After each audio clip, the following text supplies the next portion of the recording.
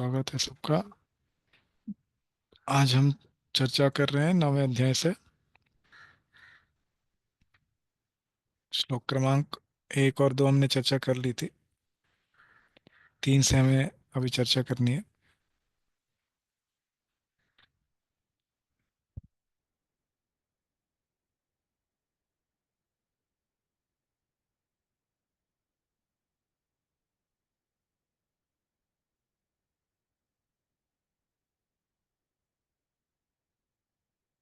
तो 1 और 2 अध्याय में हमने देखा था गुह्य और गुह्यतर और गुह्यतम ज्ञान। तो गुह्य ज्ञान क्या है?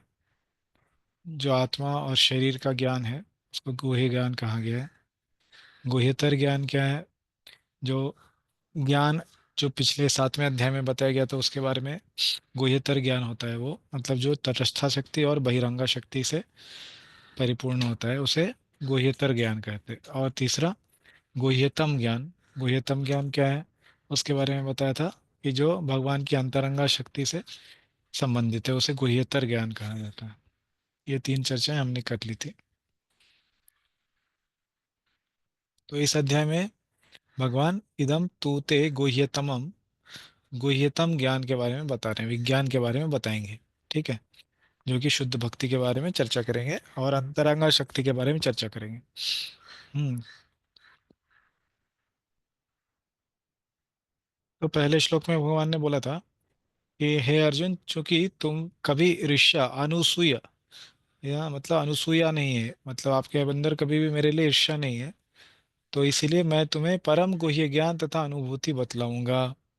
ज्ञान और विज्ञान दोनों को बतलाऊंगा जिसे सुनकर तुम संसार के सारे क्लेशों से मुक्त हो जाओगे।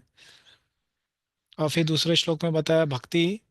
जो पिछले अध्याय में बताया कि भक्ति इस काल से पूर्ण रूप से उसके बंधन में नहीं है। किसी भी समय में भक्त अपना जीवन त्याग करेगा, वो भगवान के धाम ही जाएगा। ऐसे भक्ति को भगवान यहाँ पर इस अध्याय में परिभाषित करेंगे और ऐसी ही भक्ति के बारे में अनेक चीजें बताएंगे। तो यहाँ पर बताना शुरू किया है कि ऐसी भक्ति क्या है। राज विद्या राजगुह्यम पवित्रम इदम उत्तमम प्रत्यक्ष अवगमम धर्म्यम सुसुखम कर्तुम अव्ययम।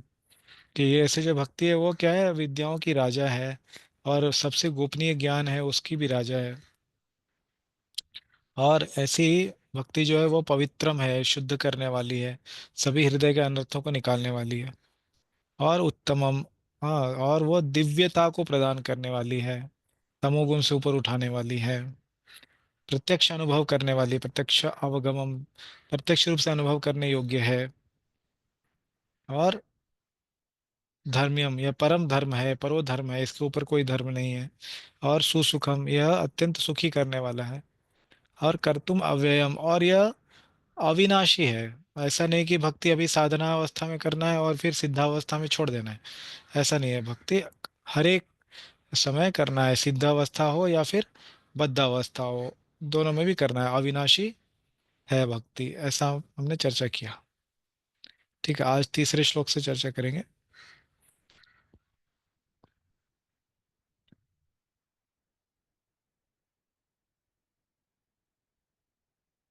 अश्रद्धधाना पुरुषा धर्मस्यास्य परन्तप अप्राप्य माम निवर्तन्ते मृत्यु संसार वर्तमणि। अनुवाद पढ़ी।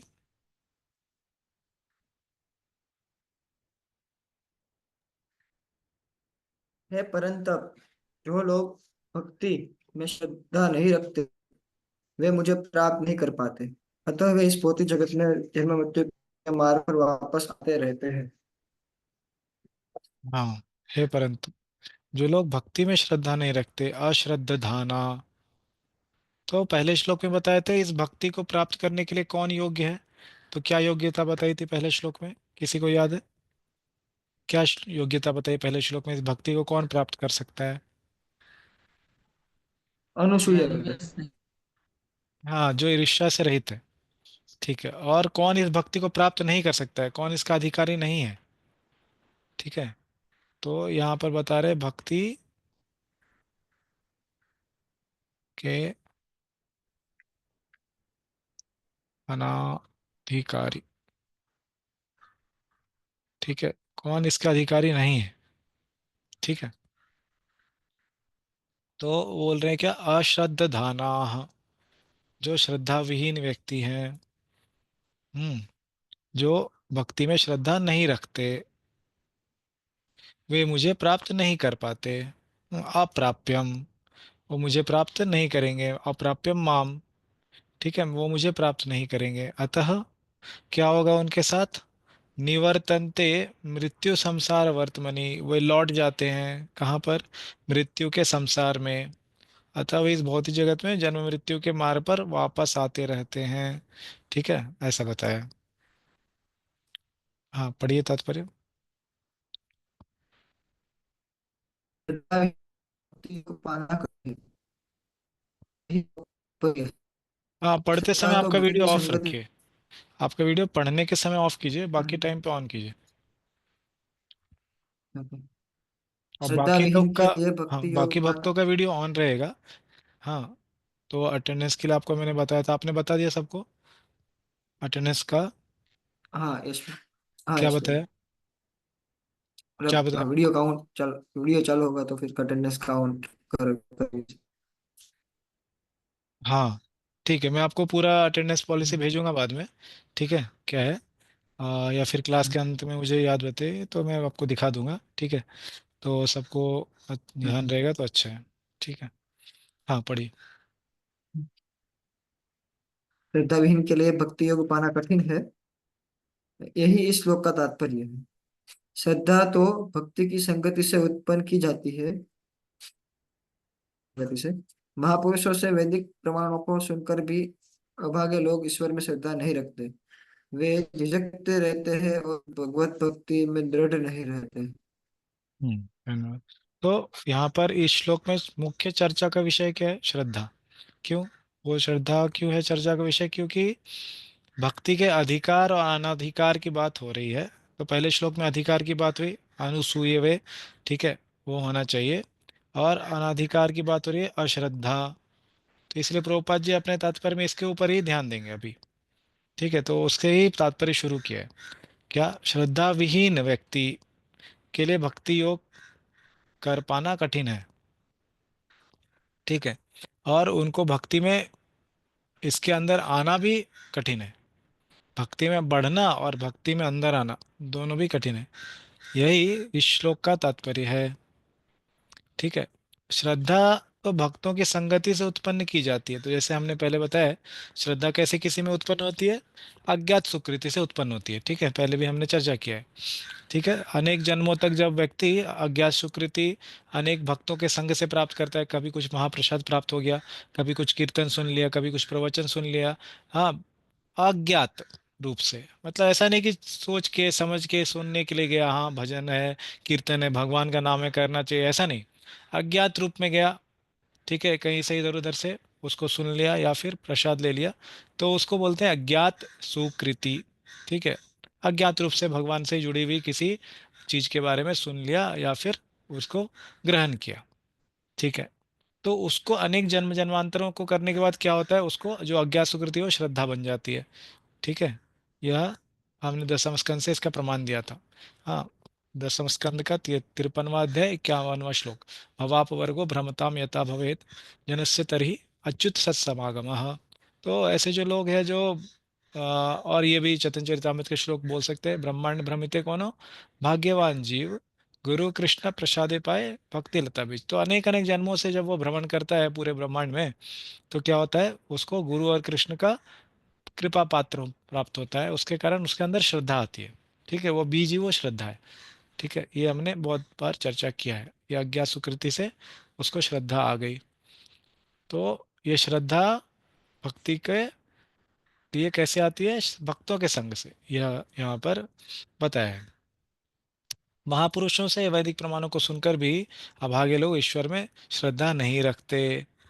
तो ऐसे अनेक लोग हैं जो कि स्कॉलर है और बहुत पढ़ाई की है जीव गोस्वामी के संदर्भों का और ये सब वो सब, उस पर पीएचडी भी किया है, लेकिन वो अभागे है क्योंकि अगर उनके अंदर श्रद्धा नहीं आई। ठीक है, क्यों, क्योंकि सिर्फ पढ़ाई कर लेने से श्रद्धा नहीं आती। ऐसे भक्तों का संग होना चाहिए, ऐसे मध्यम अधिकारी भक्तों का संग होना चाहिए। तो भक्तों के संगति से श्रद्धा उत्पन्न होती है। सब अज्ञात सुकृति आती है, फिर श्रद्धा उत्पन्न होती है। सिर्फ वैदिक प्रमाणों को पढ़ाई कर लेने से तो वो क्या है, उसको श्रद्धा नहीं आ पाती है। ठीक है, श्रद्धा ग्रहण करने का एक ही माध्यम क्या है, मध्यम अधिकारियों का संग। ठीक है, यह माधुर्य कादम्बिनी के दूसरे अध्याय में बताया है, पहले अध्याय में बताया। तो वे झिझकते हैं, वे झिझकते रहते हैं और भगवत भक्ति में दृढ़ नहीं रहते। ठीक है, तो इस प्रकार कृष्ण भावनामृत की प्रगति में श्रद्धा मुख्य है। ठीक है, तो इसीलिए चैतन्य चरितामृत से ये भी ये प्रमाण जो है यहाँ पर श्रील प्रभुपाद बता रहे हैं श्रद्धा के बारे में। ठीक है, क्या बता रहे हैं कि इसमें कहा गया है चैतन्य चरितामृत में कि श्रद्धा तो वह पूर्ण विश्वास है कि परमेश्वर श्री कृष्ण की सेवा द्वारा, ये कुछ तो यहाँ पर शब्द गलत आ गया है। हाँ, सभी सारी सिद्धि प्राप्त, सिद्धि, सारी। हाँ सभी सिद्धि प्राप्त की जा सकती है, सारी सिद्धि प्राप्त की जा सकती है। ठीक है, तो वो श्लोक कौन सा है चैतन्य चरितामृत का, किसी को याद है? श्रद्धा शब्द हाँ, विश्वास है, श्रद्धा फिर दृढ़ शाब्द निश्चय। विश्वास। हाँ आगे बोलिए, विश्वास क्या है? फिर कृष्ण दृढ़ भक्ति निश्चय। कहले सर्व कर्म कृत होय। हाँ, सुदृढ़ निश्चय है। हाँ, कृष्ण भक्ति कैले सर्व कर्म कृत है। तो यह श्रद्धा जो है वो पूर्ण श्रद्धा के बारे में चर्चा हुई है। ठीक है, तो पूर्ण विश्वास है उसके अंदर, क्या क्या विश्वास है कि भगवान की सेवा द्वारा सारी सिद्धि, सभी सिद्धियां प्राप्त की जा सकती है। ठीक है, कृष्ण भक्ति कैले सर्व कर्म कृत होय। तो कभी कभी हमें भक्ति में ऐसा लग सकता है कि अरे हमारे अंदर पता नहीं श्रद्धा है कि नहीं, पूरी श्रद्धा आई है कि नहीं आई है, कुछ पता नहीं है। तो आपको यह देखना चाहिए कि आप भक्ति के अलावा और कुछ योग की साधना या फिर कर्म की साधना या ज्ञान मार्ग की साधना करने का प्रयास कर रहे हैं क्या, सिद्धि प्राप्त करने के लिए? या फिर सिर्फ कृष्ण भक्ति करते हैं और सोचते हैं कि हाँ इससे ही सिद्धि प्राप्त होगी। आपके जीवन में आप खुद से ये निश्चित करके देख सकते हैं, हाँ आकलन करके देख लीजिए कि आप भक्ति के अलावा और क्या क्या चीज करते हैं, सोचते हैं कि ये करने से मुझे जो है वो अपना सिद्धि प्राप्त होगी। ठीक है, अगर आपको लगता है नहीं थोड़ा कर्म भी कर लेना चाहिए कि पता नहीं भक्ति में उतनी शक्ति नहीं है, हाँ तो थोड़ा कर्म मार्ग ले लेना चाहिए, थोड़ा ज्ञान मार्ग का अनुशीलन कर लेना चाहिए, थोड़ा योग मार्ग थोड़ा कर लेना चाहिए, ऐसा लग रहा है तो मतलब पूर्ण श्रद्धा नहीं है। अगर सिर्फ भक्ति का अनुशीलन कर रहे हैं तो पूर्ण श्रद्धा है। तो ऐसा बताया है अनेक ग्रंथों में कि श्रद्धा जो है वो इस प्रकार से है कि वो ऐसे बढ़ती रहती है। तो पहला आदो श्रद्धा कहा गया है, पहला जो स्टेज है। दूसरा भजन क्रिया, तो उसमें और जो श्रद्धा है वो बढ़ जाती है, पहले श्रद्धा कम मात्रा में होगी, फिर और जब आगे भजन क्रिया में जाएंगे तो और भी बढ़ेगी। ठीक है, ऐसे श्रद्धा का परिमाण जो है वो बढ़ता रहता है। ठीक है, तो ऐसे प्रेम तक जब जाते हैं, प्रेम की अवस्था तक, नवम अवस्था भक्ति की, तो और भी श्रद्धा बढ़ जाती है, ऐसे उल्टा जो ये त्रिकोण है। ठीक है, तो इसमें जो श्रद्धा का परिमाण है वो हमेशा ऐसे ऐसे ऐसे बढ़ता रहता है जैसे हम भक्ति में आगे बढ़ते रहते हैं। ठीक है, तो इसको आगे प्रोपात जी बताएंगे भी। हाँ पढ़िए आगे। इस श्रद्धा का विकास कृष्ण भावना की विधि है। कृष्ण भा कृष्ण भावना भावी व्यक्तियों की तीन कोटियां हैं। तीसरी कोटि में वे लोग आते हैं जो श्रद्धा विहीन है।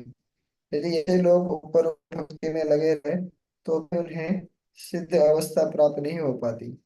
संभावना यही है कि वे लोग कुछ काल के बाद नीचे गिर जाएं।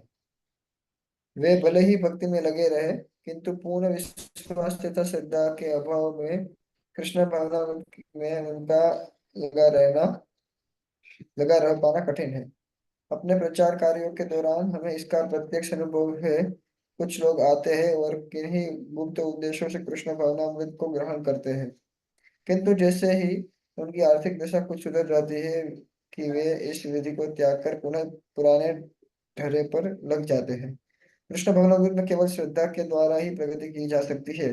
जहाँ तक श्रद्धा की बात है, जो व्यक्ति भक्ति साहित्य में निपुण है और जिसने दृढ़ श्रद्धा की अवस्था प्राप्त कर ली है, वह कृष्ण भावनामृत का प्रथम कोटि का व्यक्ति कहलाता है। दूसरी कोटि में वे व्यक्ति आते हैं जिन्हें भक्ति शास्त्रों का ज्ञान नहीं है, किंतु स्वतः ही उनकी दृढ़ श्रद्धा है कि कृष्ण भक्ति सर्वश्रेष्ठ मार्ग है, अतः वे इसे ग्रहण करते हैं। तृतीय कोटि है कि व्यक्ति को यह श्रद्धा तो रहती है कि कृष्ण की भक्ति उत्तम होती है, किंतु भगवत गीता तथा भागवत तथा गीता जैसे शास्त्रों से उसे कृष्ण का पर्याप्त ज्ञान प्राप्त नहीं हो पाता। कभी कभी तृतीय कोटि के व्यक्तियों की प्रवृत्ति कर्म योग तथा ज्ञान योग की ओर रहती है, और कभी कभी वे विचलित होते रहते हैं।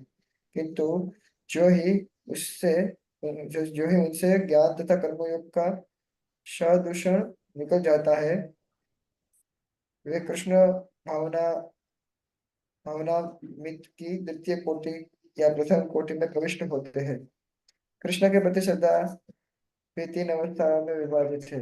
श्रीमद् भागवत में इसका वर्णन है। भागवत है भागवत के 11वें स्कंद में प्रथम द्वितीय तथा तृतीय कोटि के आसक्त आसक्ति का अभी वर्णन हुआ है। जो लोग कृष्ण के विषय में तथा भक्ति की श्रेष्ठता को सुनकर भी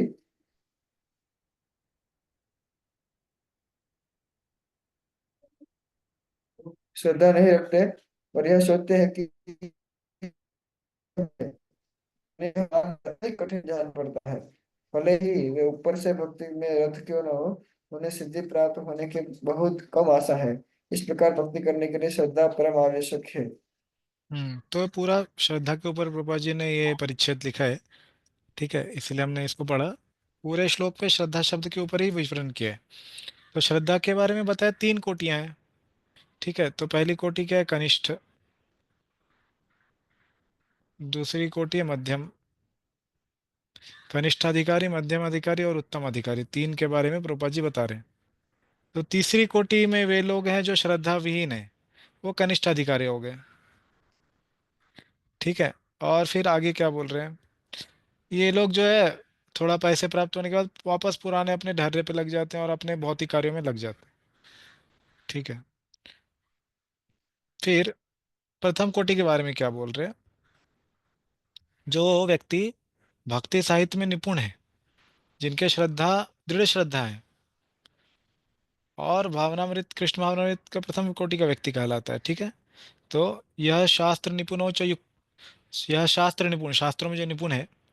हाँ, और क्या है? प्रौढ़ श्रद्धा अधिकारवान। भक्ति सामृत का ये जो श्लोक है वो कोट यहाँ पर उद्धृत कर रहे हैं रूपा जी। हाँ, तो वही बोल रहे हैं, तीन चीजें होती है उसमें, दृढ़ श्रद्धा होती है, प्रौढ़ श्रद्धा होती है, और फिर शास्त्र युक्तो च निपुणः। शास्त्र युक्ति में निपुण होता है वो क्या? प्रथम कोटि का व्यक्ति है, उत्तम अधिकारी है वो। और मध्यम अधिकारी के बारे में बोल रहे हैं, द्वितीय कोटि का कौन है? जो भक्ति शास्त्रों का ज्ञान उतना नहीं है जितना जितना उत्तम अधिकारी को है। जितना प्रथम कोटि के व्यक्ति को है उतना ज्ञान नहीं है, किंतु स्वतः उनकी दृढ़ श्रद्धा है। प्रौढ़ श्रद्धा तो है उसके अंदर, लेकिन वह भक्ति शास्त्रों का उतना ज्ञान नहीं है जितना उत्तम कोटि के व्यक्ति को है। फिर वही बोल रहे, तृतीय कोटि का व्यक्ति को यह श्रद्धा तो रहती है, कृष्ण की भक्ति उत्तम है, वो भी जानता है, लेकिन इस बुक किताबों में क्या लिखा है उसको पता नहीं। ये तो जानता है कि भागवत और गीता ये सब जो है अच्छी पुस्तकें हैं, ये जो भक्त लोग कर रहे हैं ये सही बात है, सही चीज कर रहे हैं, लेकिन ये कर क्या रहे ये पता नहीं, ये पुस्तक में क्या लिखा है ये पता नहीं। तो वो हो गया कनिष्ठ अधिकारी। ठीक है, तो तीन अधिकारियों के बारे में प्रभुपाद जी ने पूरा तात्पर्य बताया है। और ऐसे व्यक्ति कभी कभी विचलित हो जाते हैं, ऐसे कनिष्ठ अधिकारी, किंतु उन्हें ज्यों ही उससे ज्ञान तथा कर्मियों का संदूषण निकल जाता है, वो वापस कृष्ण भावनामृत में आ जाते हैं और द्वितीय कोटि या प्रथम कोटि को प्राप्त करते हैं। ठीक है, वो हो गया कनिष्ठ अधिकारी से वो मध्यम या उत्तम अधिकारी बन जाते हैं। ठीक है, ये है तीसरा श्लोक। तो किसी कारणवश यहाँ पर चौथा श्लोक आया नहीं है। ठीक है, फिर भी चौथे श्लोक पर जाने से पहले हम पढ़ेंगे शीला श्रीधर स्वामी की टीका।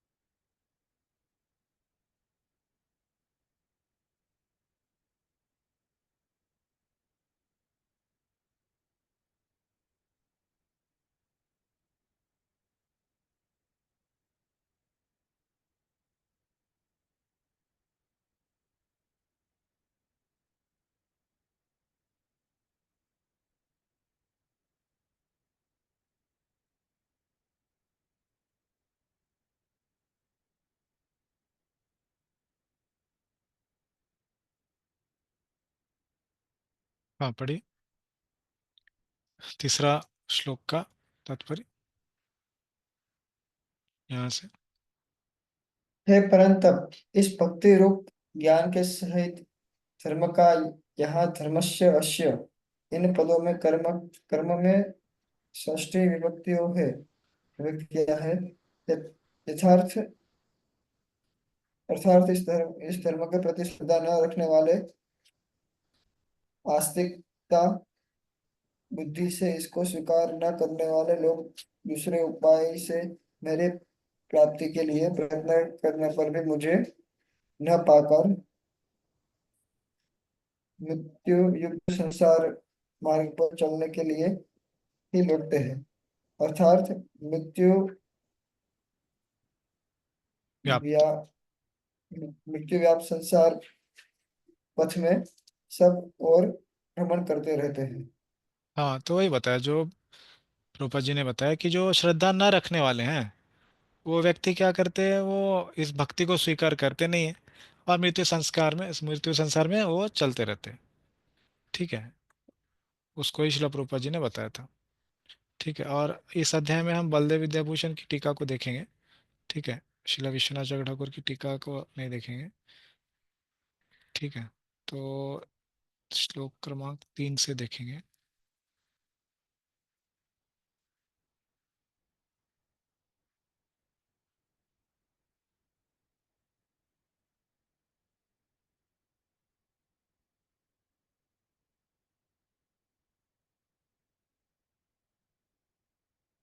हम्म।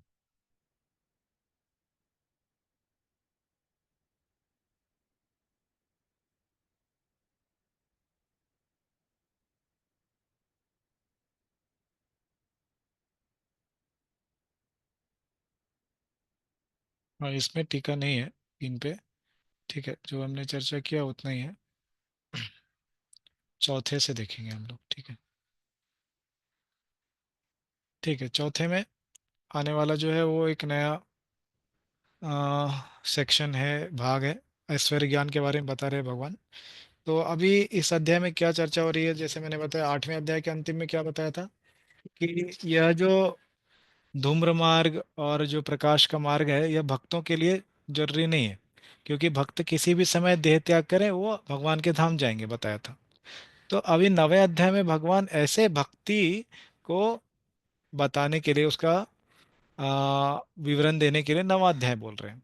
ठीक है, जो कि हमने बताया था सार का भी सार है। पूरे भगवत गीता में जो बीच के 6 अध्याय हैं वो सार है, और जो उसमें भी सार है वो 9वां अध्याय है। ठीक है, ये अध्याय का शुरुआत में बताया था। फिर अभी श्लोक क्रमांक 1, 2 और 3 में क्या बताया, कौन इसके लिए भागीदार है, मतलब कौन इसके अधिकारी हैं, कौन इसके अधिकारी नहीं है।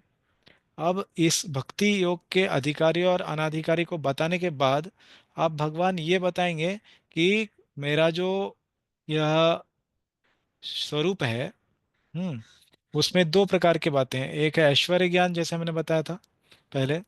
ऐश्वर्य ज्ञान जिसमें क्या क्या आती है, भगवान के बारे में जो उनकी शक्तियां हैं उनका विवरण आता है।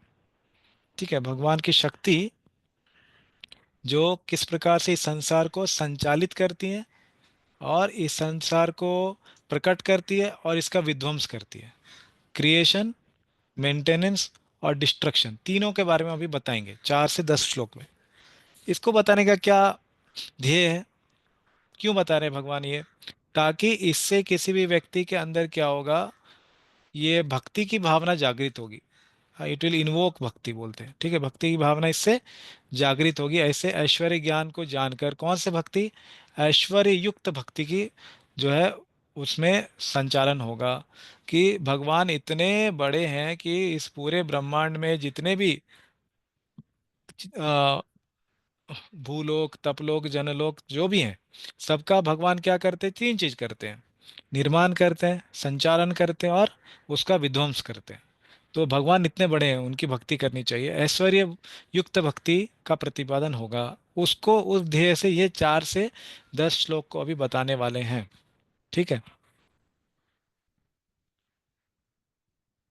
और वो मुख्यतः किस रूप में ये करते हैं, तो वो परमात्मा रूप में करेंगे, ऐसा इसको बताएंगे चौथे श्लोक से ही शुरुआत में बताएंगे।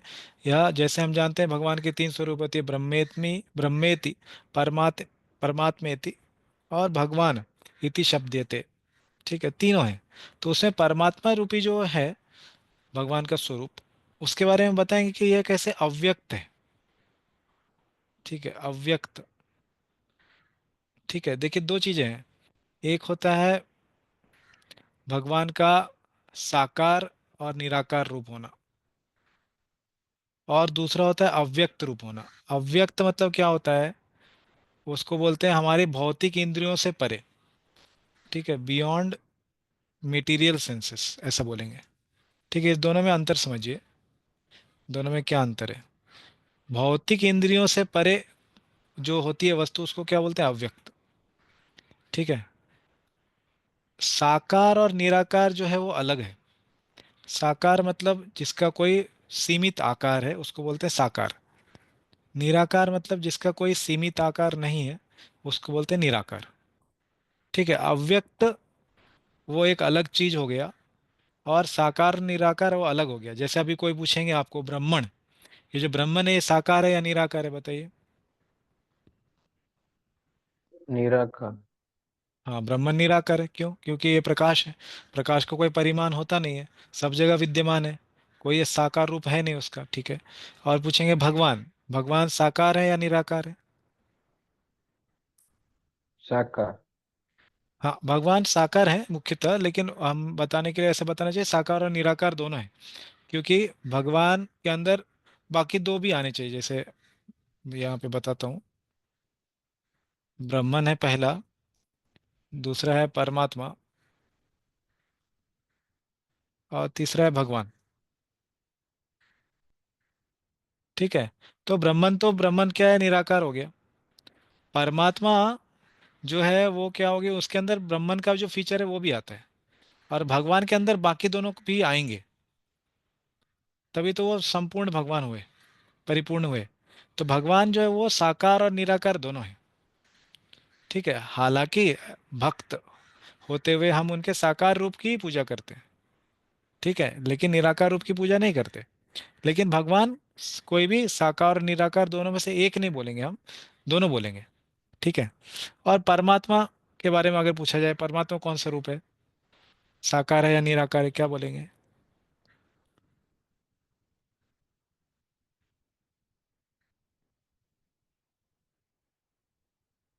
बोलिए।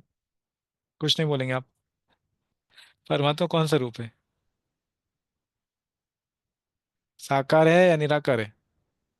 दोनों। दोनों है, कैसे? मतलब सबके हृदय में भी बैठे और सब जगह में भी है, इस तरह हाँ, से। तो सब जगह में भी है तो वो निराकार कैसे हुए? सब जगह व्याप्त है, सर्वव्यापी है, ठीक है, निराकार कैसे हुए?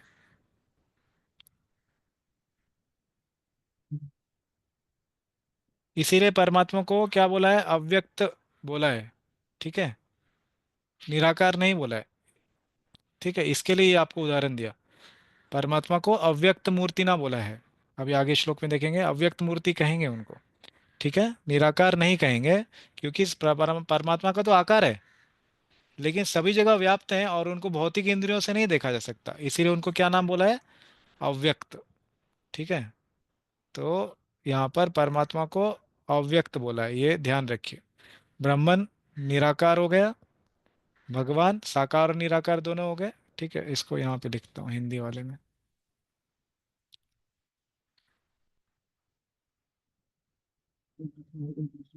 हरे कृष्ण तुलसी।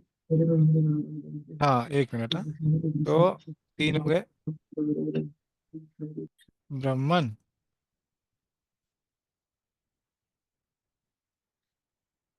परमात्मा, और भगवान। ठीक है, ये जो तीन है, तो ब्राह्मण जो है वो क्या है, निराकार हो गया,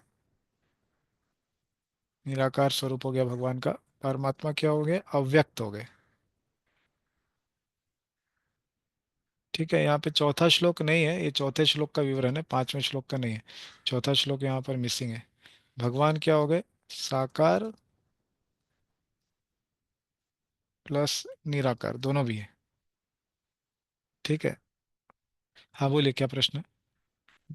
हाँ यस सर।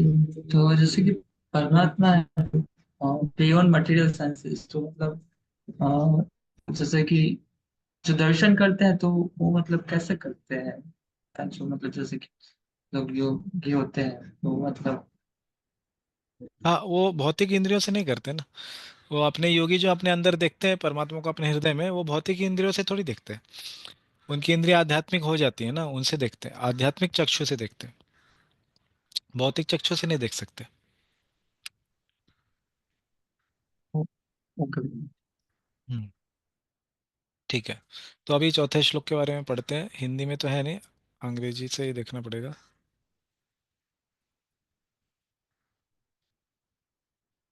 मया ततम इदम सर्वम जगत अव्यक्तमूर्तिना मत्स्थानि सर्वभूतानि नाचाहं तेषु अवस्थितः।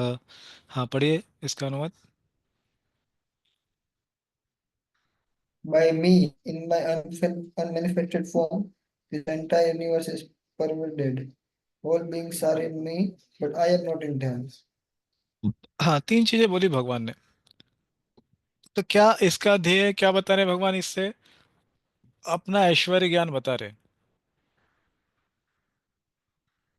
ठीक है, ये जो पूरा 4 से लेके 10 श्लोक है, इसमें क्या बता रहे हैं? ऐश्वर्य ज्ञान। तो ऐश्वर्य ज्ञान बताने के लिए पहला श्लोक में क्या बताया? कि भगवान इस पूरे ब्रह्मांड में अव्यक्त मूर्ति के रूप में विद्यमान है। हाँ, मया ततम इदम सर्वम। ततम मतलब विद्यमान है सब जगह। कहाँ? जगत। जगत में विद्यमान है। कैसे विद्यमान है? अव्यक्त मूर्ति के रूप में। ठीक है। Beyond material senses. ठीक है, ये ध्यान रखिए। अव्यक्त मतलब क्या हुआ? जो हमारे भौतिक इंद्रियों से परे हैं। मत्स्थानी सर्वभूतानि। हाँ, तो मत्स्थानी, ये लोग सब मेरे अंदर तो हैं, ये दूसरी बात है। पहला, मया ततमिदं सर्वम जगत अव्यक्त मूर्ति ना, मैं इस पूरे जगत में अव्यक्त मूर्ति के रूप में हूँ। दूसरा, ये सब मेरे अंदर है, मत्स्थानी सर्वभूतानि, सब लोग मेरे अंदर है। तीसरा, नाचा अहम, लेकिन मैं नहीं हूँ अवतेषु अवस्थितः, मैं इसके अंदर अवस्थित नहीं हूँ। ठीक है, तीन बातें बोली भगवान ने अपने ऐश्वर्य के लिए। ठीक है, अपने परमात्मा स्वरूप का ऐश्वर्य बताने के लिए तीन बातें बोली हैं। कि मैं अव्यक्त हूँ, मैं सबके अंदर हूँ, वो मेरे अंदर नहीं है। ठीक है। ठीक है, इसका तात्पर्य पढ़ते हैं पहले श्रील प्रभुपाद का। पढ़िए, जो ब्लू कलर में है, वो पढ़िए। Here it is said that although he is all pervading, everywhere present, he is not conceivable by the material senses. This is indicated here by the word Avyaktamurtina. But actually, although we cannot see him, everything is resting in him. तो प्रभुपाद जी यही बता रहे हैं। ठीक है, इस पूरे जो तात्पर्य की शुरुआत में ही प्रभुपाद जी यहाँ से बता रहे हैं, देखिए, कि ये भौतिक इंद्रियों से परे हैं, नाग्राह्यम इंद्रिय है। क्यों ये श्लोक बोला भक्ति रसामृत सिंधु का? क्योंकि वो हमारे भौतिक इंद्रियों से परे हैं, इसको बताने के लिए। ठीक है, इसका प्रमाण दिया है। ठीक है, प्रूफ। कुछ भी बोलते हैं तो उसका प्रमाण देना चाहिए हमको, अपने मन से नहीं बोलना चाहिए। ठीक है, प्रमाण दे के बताना चाहिए। तो वही प्रभुपाद जी यहाँ पर अपने तात्पर्य में प्रमाण दिए हैं कि भगवान जो बोल रहे हैं वो ऐसे है कि वो इंद्रियों से परे हैं और भौतिक इंद्रियों से उनको देख नहीं सकते। लेकिन उनको कैसे देखा जा सकता है? सेवन मुखे जीवा, जो जब कोई व्यक्ति सेवोन्मुख हो जाता है, सेवा भाव रहता है उसके अंदर, स्वयं एवं स्फूर्ति अदा, तो वो मुझे प्राप्त नहीं करता, मैं उसे अपने आप को दे देता हूँ खुद से। ठीक है, कोई भगवान को ऐसे जबरदस्ती प्राप्त नहीं कर सकता। हाँ देखो, मैंने भक्ति कर ली 10 साल, भगवान आप मेरे सामने खड़े हो जाओ, ऐसा नहीं बोलते। ठीक है, भगवान की जब इच्छा होगी तब वो आएंगे हमारे सामने, स्वयं एवं स्फुरति अदह। ठीक है, अगर कोई सेवोन्मुख व्यक्ति है तो उसको भगवान स्वयं स्फूर्ति देंगे, ऐसा बोल रहे हैं। तो वही इसको आगे बढ़ाते हुए प्रभुपाद जी ने बताया कि यहाँ पर ये श्लोक में क्या बताया, इस श्लोक में 9.4 में, कि हालांकि वो क्या है, जगत व्यक्त है, सब जगह जगत में है। हाँ, मया ततम, ततम शब्द का क्या अर्थ है, देखिए, सब जगह वो क्या है, परवेडिंग बोला है, वो विद्यमान है, सर्वम ततम, ठीक है, सब जगह विद्यमान है, ठीक है, ऑल परवेडिंग।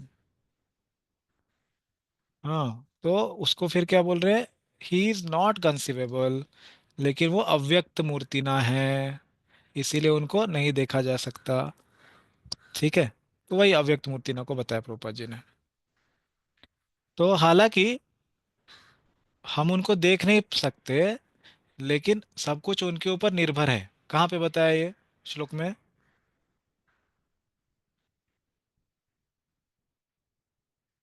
ये श्लोक मत्स्थानि में, सर्वभूतानि।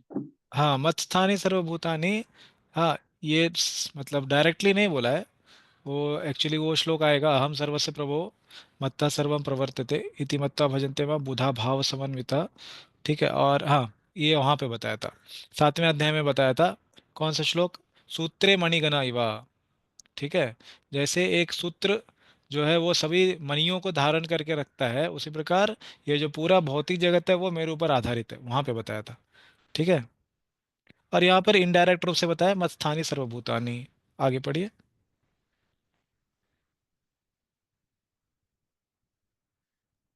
As we have discussed in the seventh chapter, the entire material cosmic manifestation is only a combination of these two different energies, the superior spiritual energy and the inferior material energy.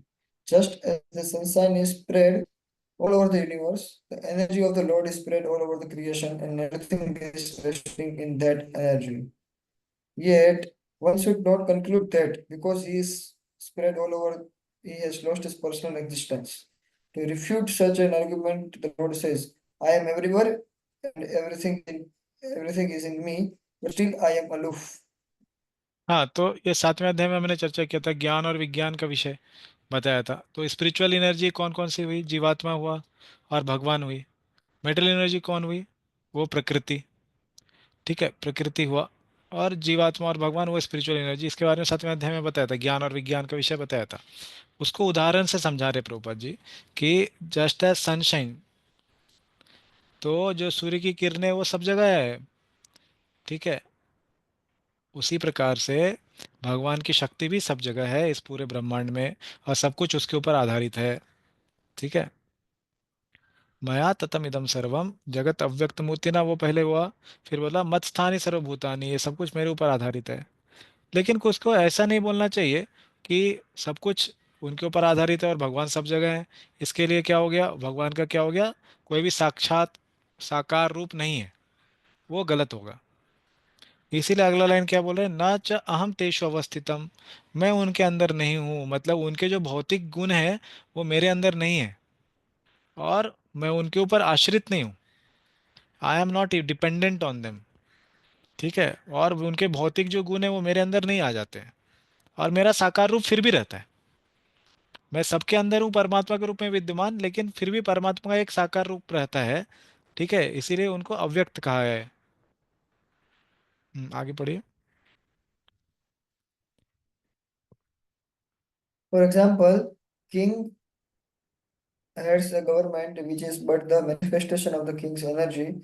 Different governmental departments are nothing but the energies of the king, and each department is resting on the king's power. But still, one cannot expect the king to be present in every department personally. That is a crude example. The creation takes place by diffusion of his different energies, and as stated in the Bhagavad Gita, Istabhyam अष्टभ्याम। idam, Istabhyam idam Krishnam. He is everywhere present by his personal representation, the diffusion of his different energies. हम्म तो यहाँ पर पहले दो चीजों में क्या बताया प्रभुपाद जी ने, बहुत ही अच्छा उदाहरण दिया है कि एक जैसे प्रधान होता है किसी भी सरकार का, अगर प्रधान जो होता है या जो राजा होता है, वो हालांकि एक जगह पर स्थित रहता है, लेकिन अपने शक्तियों के द्वारा, अपने मंत्रियों के द्वारा वो अनेक अनेक स्थानों पर स्थित है। हाँ, तो वो उदाहरण देके प्रभुपाद जी समझा रहे कि भगवान भी उसी प्रकार से एक जगह पे स्थित होते हुए भी अपनी शक्तियों के द्वारा अनेक जगह पर उपस्थित हैं। ठीक है। और दूसरा चीज ये बता रहे हैं कि जो ये जो क्रिएशन है या निर्माण का कार्य है, हाँ, वो कैसे होता है, उनकी अनेक अनेक शक्तियों के मिश्रण के द्वारा होता है। विष्टभ्याम इदम कृत्स्नम। कृत्स्न मतलब जो सब कुछ दिख रहा है, कृष्ण सब कुछ। हाँ, ये सब कुछ जो दिख रहा है, वो सब कुछ क्या है, भगवान की ही शक्तियों का परिवर्तन रूप है। ठीक है, वो परिवर्तन होता है उसमें, और उसी से ये पूरे जगत का निर्माण होता है। हम्म। ठीक है। अब इसमें बलदेव विद्याभूषण की टीका पढ़ लेते हैं। हम्म, हाँ पढ़ी। The Lord then speaks of his remarkable powers which simulate devotion to him. This whole universe is pervaded by me. I am in everything, whose Swarupa Murtina cannot be not grasped, grasped by the material senses avyakta in order to maintain and regulate it. And though I am in everything and maintain and regulate everything, all moving and non-moving entities are simultaneously situated within me. This means their existence is dependent on me. And I am not situated in all of these living entities. I am not dependent on them. हाँ, तो तीनों जो चीजें हैं वो यहाँ पर इस बलदेव विद्याभूषण बता रहे हैं कि भगवान बता रहे अपने विशिष्ट शक्तियों के बारे में, रिमार्केबल पावर्स। क्यों बता रहे? इससे जो व्यक्ति है उसके अंदर भक्ति की भावना जागृत होने वाली है, सिमुलेट डिवोशन। ठीक है। लेकिन कौन सी भक्ति? ऐश्वर्य ज्ञान युक्त भक्ति की जो भावना है वो जागृत होगी, क्योंकि ऐश्वर्य के बारे में बता रहे हैं ना। ठीक है, तो उसमें ये जो सेकंड पॉइंट जो श्लोक का है उसके बारे में बता रहे, क्या था सेकंड पॉइंट? मत्स्थानि सर्वभूतानि, मैं सबके अंदर हूँ। कैसे हूँ? अव्यक्त मूर्ति के रूप में हूँ। क्यों हूँ? उसको संचालित करने के लिए, मेंटेन और रेगुलेट करने के लिए उसके अंदर हूँ। ठीक है, परमात्मा के रूप में। और हालांकि मैं सबके अंदर हूँ और उनको संचालित करता हूँ। ठीक है। कौन कौन? चर और अचर दोनों भी, सभी के अंदर है भगवान, चाहे वो निर्जीव हो या सजीव हो, दोनों के अंदर है। ठीक है। और फिर क्या बोल रहे हैं? All moving and non moving entities are simultaneously situated within me. और ये जो जीवात्मा है मेरे अंदर है, ये श्लोक में कहाँ पे बोला है? मत्स्थानी सर्वभूतानी, मेरे अंदर क्या है? सर्व जो भूत है, ये जो चर अचर जीव है मेरे अंदर है। ठीक है, ये दूसरे लाइन के बारे में बताया, मत्स्थानी सर्वभूतानी। ठीक है। And I am not situated in all those living entities, लेकिन मैं उनके अंदर नहीं हूँ। ठीक है, जीवात्माएं भगवान के ऊपर आधारित हैं। ठीक है, लेकिन भगवान जीवात्माओं के ऊपर आधारित नहीं है। ठीक है, उनके ऊपर आश्रित नहीं है, वो तीसरे चीज को बताया यहाँ पर। आगे बढ़िए।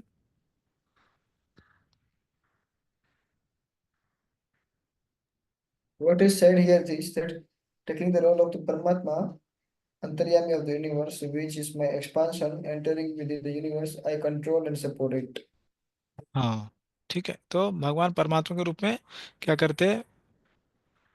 उसको नियंत्रित करते हैं और उसको आधार प्रदान करते हैं। ठीक है। ठीक है, अभी आगे श्लोक के ऊपर जाते हैं।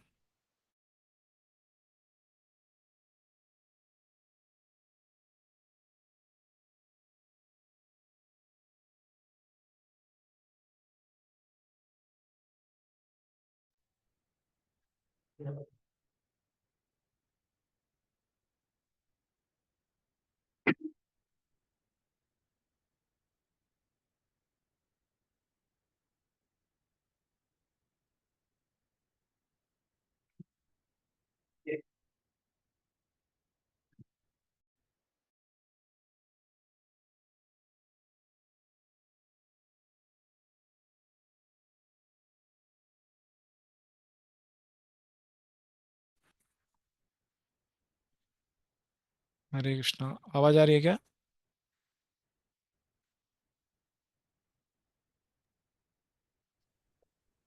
हाँ, हरिप्रेम ब्रो, आपका प्रश्न मैंने उत्तर दिया, आपको सुनाई दिया क्या? नहीं ब्रो जी। हाँ, तो सभी जीवात्मा उनके अंदर कैसे हैं? तो उसका आंसर यहाँ पर दिया था कि ऐसा नहीं है कि जीवात्माएं उनके अंदर है मतलब उनके ऊपर आश्रित हैं। ठीक है, सभी जीवात्माएं उनके ऊपर आश्रित हैं। जैसे अगर परमात्मा किसी के शरीर में नहीं रहेंगे तो उनके शरीर का संचालन ठीक से नहीं होगा। तो इस तरह से उसका अर्थ समझना है। ओके।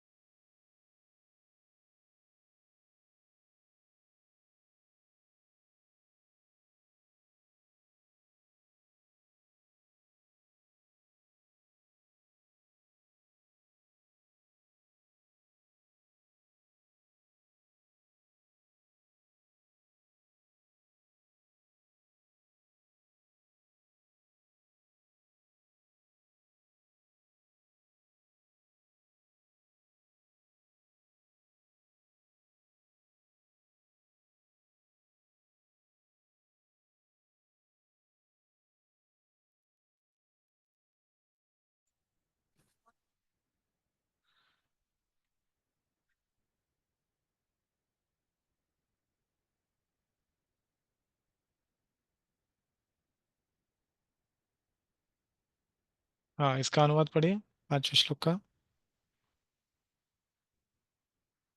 कोई और पढ़ सकते हैं। धर्म से तू गौर, आप पढ़ेंगे? तथापि मेरे द्वारा उत्पन्न सारी वस्तुएं मुझ में स्थित नहीं रहती। जरा मेरे योग ऐश्वर्य को देखो। यद्यपि मैं समस्त जीवों का पालक भरता हूँ और सर्वत्र व्याप्त हूँ, लेकिन मैं इस विराट अभिव्यक्ति का अंश नहीं हूँ। मैं सृष्टि का कारण स्वरूप हूँ। हम्म, धन्यवाद। तो यह बोल रहे हैं कि 5वें श्लोक में, न च मत्स्थानि भूतानि। हाँ, कभी यह न सोचना कि आ, भूतानि पश्चिमे योगम ऐश्वरम, न च मत्स्थानि भूतानि। मेरे द्वारा उत्पन्न सारी वस्तुएं मुझ में स्थित नहीं रहती। मेरे योग के ऐश्वर्य को देखो। ठीक है, ये पहला लाइन है।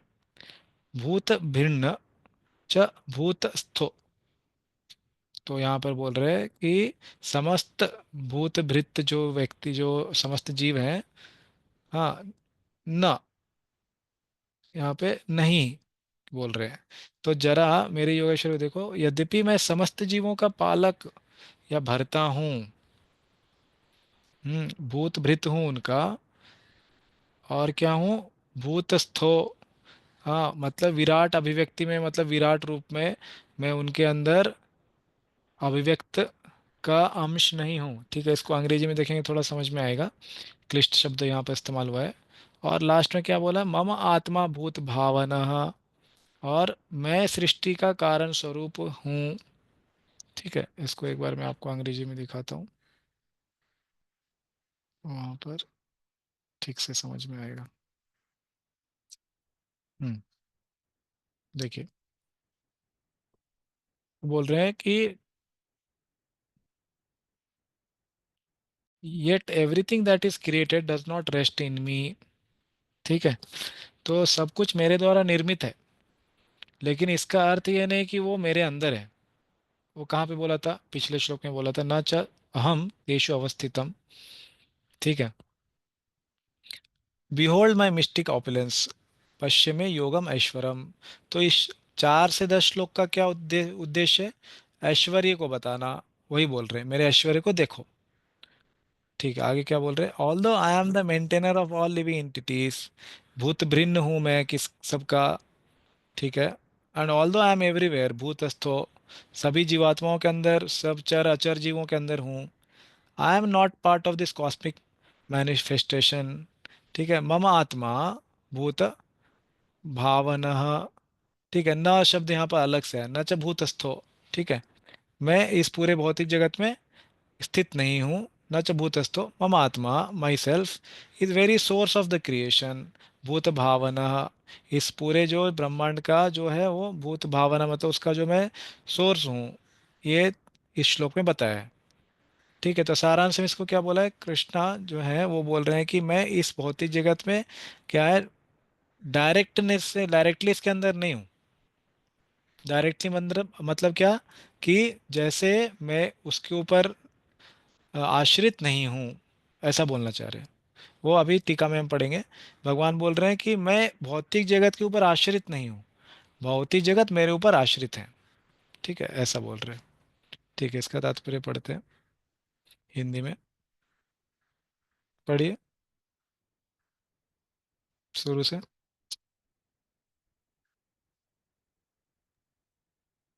भगवान का कथन है कि सब कुछ उन्हीं पर आश्रित है, मत्स्थानि सर्वभूतानि। इसका अन्य अर्थ नहीं लगाना चाहिए। भगवान जगत के पालक तथा निर्वाह के लिए प्रत्यक्ष रूप से उत्तरदायी नहीं है। कभी कभी हम एटलस, एक रोमन देवता, को अपने कंधों पर गोला उठाए देखते हैं। वह अत्यंत थका लगता है और इस विशाल पृथ्वी लोक को धारण किए रहता है।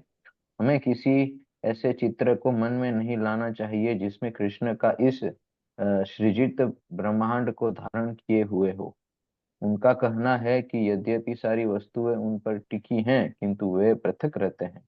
सारे लोग अंतरिक्ष में तैर रहे हैं और यह अंतरिक्ष परमेश्वर की शक्ति है, किंतु वे अंतरिक्ष से भिन्न है, वे पृथक स्थित है। अतः भगवान कहते हैं, यद्यपि ये सब रचित पदार्थ मेरी अचिंत्य शक्ति पर टिके हैं, किंतु भगवान के रूप में मैं उनसे पृथक हूँ। यह भगवान का अचिंत्य ऐश्वर्य है। तो यही बताने का प्रयास करें पूरे श्लोक में। जो प्रभुपाद बता रहे हैं कि सब कुछ उनके ऊपर आश्रित है, जैसा मैंने बताया, लेकिन भगवान उनके ऊपर आश्रित नहीं है। ठीक है, ऐसा नहीं कि ब्रह्मांड का विनाश हो जाता है तो भगवान का भी विनाश हो जाएगा, नहीं। लेकिन भगवान अगर परमात्मा के रूप में स्थित नहीं रहेंगे तो सबका विनाश हो जाएगा, इसका ऐसा अर्थ है। ठीक है।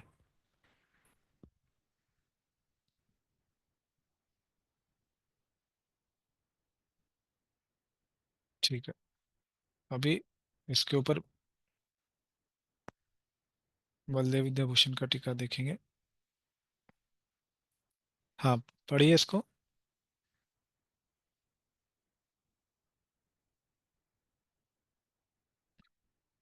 But it would be very tiring for you to carry such a heavy burden as the universe.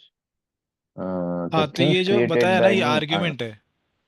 मतलब कि ये कोई जो पूर्व पक्ष बोलते हैं इसको। ठीक है, तो आचार्य को जो टीका रहती है वैसे रहती है, पूर्व पक्ष रहता है। मतलब कोई ऐसा व्यक्ति लेते हैं जो कि इसका विरोध कर रहा है। क्या बोला था पिछले श्लोक में, कि मत्स्थानि सर्वभूतानि नाचत तेषु अवस्थितम, आपने ऐसा बोला था कि सब कुछ मेरे अंदर आश्रित है, मैं उनके ऊपर आश्रित नहीं हूँ। तो आप जब बोल रहे हैं कि सब कुछ आपके ऊपर आश्रित है, इसका मतलब कि आप बहुत बहुत हेवी, कुछ भारी चीज उठा के रखे हैं आपके ऊपर। जैसा प्रभुपाद जी ने यहाँ से क्या बोला, कौन सा चीज बताया, एटलस। ठीक है, प्रभुपाद जी ने यहीं से बताया बलदेव विद्याभूषण की टीका से, कि एटलस का चित्र जो हमारे मन में अंकित नहीं रखना चाहिए, कि ऐसे बहुत बहुत भारी चीज उठा के रखा है। ठीक है, तो ये यहाँ से बताया। तो कोई पूर्व पक्ष बोल सकता है, अरे लगता है भगवान बहुत भारी चीज उठा के रखे हैं। इसका उत्तर क्या है, वो ये इसका उदाहरण भी देगा। हाँ बोलिए, पढ़िए यहाँ से। The things created by me are not within me, like water in a pot. Nacha matsthani bhutani. हाँ, तो इसका भगवान जो है उत्तर देते हुए बोल रहे हैं, जैसे एक घड़ा है, तो घड़े के अंदर जो पानी है, तो वो उस प्रकार से मेरे अंदर नहीं है जैसे तुम समझ रहे हो। ठीक है, कि मैं उसका भार उठा के रखा हूँ इस पूरे घड़े ने। इस पानी का जो भार है, उसका जो पूरा प्रेशर है चारों तरफ से लग रहा है, वो हमेशा उसको रोक करके रखा है बाहर निकलने से, वैसा नहीं है। ठीक है, तो फिर ये दूसरा आर्गुमेंट दे रहा है पूर्व पक्ष, बोलिए क्या है। But in the previous verse, you said that everything was situated in you, Matsthani Sarvabhutani. And in this verse, you contradict this by saying everything is not in you, Nacha Matsthani Bhutani. हाँ, तो ये जो पूर्व पक्ष फिर से question कर रहे हैं कि ये पिछले वर्ष में आपने बोला था कि सब कुछ मेरे अंदर है, अभी बोल रहे हैं सब कुछ मेरे अंदर नहीं है, तो आप एक बार में एक चीज बोलिए ना, दो चीज क्यों बोल रहे हैं? ठीक है, उसका उत्तर क्या देते पढ़िए। Understand, Pashya, that this is my extraordinary Yogam Aishwaryam. हाँ, तो वही बोल रहे हैं, देखो ये तुमको समझ में नहीं आएगा। क्यों? क्योंकि ये मेरी अचिंत्य शक्ति है। ठीक है, ये मेरी क्या है, ऐश्वर्य योग है। ये तुमको समझ में नहीं आएगा। हाँ, पढ़िए।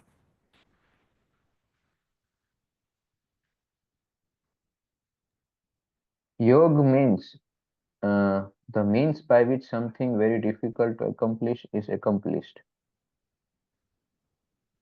पढ़िए, पूरा पढ़िए। Yoga thus refers here to the Lord's body endowed with inconceivable Shakti, whose quality is that his every desire is fulfilled without effort. Satya Sankalpata Shakti. The Lord then clarifies the issue. I maintain and protect all beings, Bhuta Brit, but am not situated in or mixed with them at all, because my mind, Atma, carries out their welfare, Bhuta Bhavana. Hmm. I maintain and protect them by extraordinary yoga, by my Satya Sankalpata Shakti. I do not have to utilize my body to do this. हाँ, तो प्रभुपाद जी ने जो उदाहरण दिया ना Atlas का, कि ऐसा मत सोचो कि कोई ऐसे व्यक्ति उठा के बैठा है, भगवान का वही यहाँ से ही वो उदाहरण दे रहे हैं। ठीक है, कि ऐसा मत सोचो कि भगवान खुद से हाथ पे लेकर के उठाए हुए हैं। नहीं नहीं नहीं, सत्य संकल्पता शक्ति है उनकी, अचिंत्य शक्ति है उनके, अनेक अचिंत्य शक्तियां हैं। ठीक है, वो सत्य संकल्पता शक्ति उसमें से एक है। क्या है ये शक्ति? जस्ट उनका मन में सोच लेने से वो कार्य हो जाता है। ठीक है, क्या उदाहरण है इसका? तो दामोदर लीला में विश्वनाथ चक्रवर्ती ठाकुर इसको बोलते हैं कि भगवान की इच्छा थी माखन चोरी करने की, तो माता यशोदा जब उनको बांधने का प्रयास कर रही थी तो बांध नहीं पा रही थी। क्यों? तो इसका उत्तर है कि उनकी सत्य संकल्पता शक्ति उनको बांधने नहीं दे रही थी। ठीक है, क्योंकि उन्होंने मन में इच्छा की थी कि मुझे माखन चोरी करने के लिए जाना है, तो इसीलिए वो माता यशोदा उनको बांध ही नहीं पा रही थी। तो फिर बाद में कैसे बांधा? तो जब दृष्टवा परिश्रमम कृष्ण स्व, तो बोलते हैं उस श्लोक में, विश्रस्त्र कब्रसजः स्वमातु स्विन्न गात्रया कृपया आसीत स्वबंधने। श्लोक बताया, क्या बताया? दृष्टवा परिश्रमम कृष्ण, भगवान कृष्ण ने परिश्रम देखा, किसका? अपनी माता का। हाँ, विस्त्रस्त्र कब्रसजः, मतलब उनके जो सर के जो बाल थे वो सब इधर उधर हो गए थे वो परिश्रम से।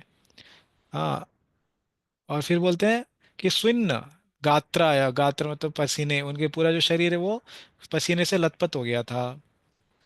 हाँ, तो दृष्टवा परिश्रम कृष्ण, ऐसे परिश्रम को देख करके कृपया आसीत स्वबंधने, अपने आप को बांधने के लिए तैयार हो गए, बंधवाने के लिए तैयार हो गए। तो ऐसा बताते हैं विश्वनाथ चक्र ठाकुर वहां पर कि लीला शक्ति ने सत्य संकल्पता शक्ति को फिर हावी कर लिया, और फिर लीला शक्ति के द्वारा उनको बांध लिया गया। ठीक है, तो सत्य संकल्पता शक्ति ये हुई। ठीक है, और एक जगह पे इसको बताया है कि जब भगवान जाने वाले थे हस्तिनापुर के लिए, जब ये पहले स्कंद के 12वें अध्याय में हुआ था कि भगवान ने सब कार्य पूरे कर लिए, जो भी अश्वमेध यज्ञ था वो सब पूरा हो गया, अब भगवान वापस द्वारका जाने के लिए तैयार हो गए थे। तो उस समय उनकी सत्य संकल्पता शक्ति के द्वारा वो रथ पर बैठे हुए थे, और फिर वो जाने के लिए तैयार हो गए, और उनको जाने के लिए अनेक लोग याचना कर रहे थे मत जाइए मत जाइए, लेकिन भगवान जाने ही वाले थे, और उनका रथ और ये सब तैयार हो गया सत्य संकल्पता शक्ति के द्वारा। लेकिन फिर जैसे ही उत्तरा भाग करके आई, और फिर उन्होंने आग्रह किया भगवान को कि मेरे पीछे ब्रह्मास्त्र लगा हुआ है, तो कृपया आप रुक जाइए। तो भगवान फिर वहां पर सत्य संकल्प शक्ति उनकी पीछे हट गई। ठीक है, और भगवान अपनी भक्ति की रक्षा के लिए तत्पर हुए। तो ये दो उदाहरण है सत्य संकल्पता शक्ति के। ठीक है, वही यहाँ पर बता रहे हैं। ऐसी सच सच संकल्पता शक्ति के द्वारा क्या होता है, ब्रह्मांड का क्या होता है, पूरा जो है संचालन होता रहता है। ठीक है, I maintain and protect bye my extraordinary yoga. तो वो उसके शक्ति के, उनके शक्ति के द्वारा होता रहता है, उनको खुद कुछ करने की जरूरत नहीं है। तो इसी को उदाहरण क्या दिया प्रभुपाद जी ने, यहाँ से ही उदाहरण दिया किंग का, या फिर जो प्राइम मिनिस्टर का, कि जो राजा होता है वो खुद से कुछ जा करके करने की जरूरत नहीं है, उसकी जो शक्तियां हैं वो करती हैं उनके लिए। ठीक है, ये हमने चर्चा किया। ठीक है, अभी आगे बढ़ते हैं अगले श्लोक के ऊपर।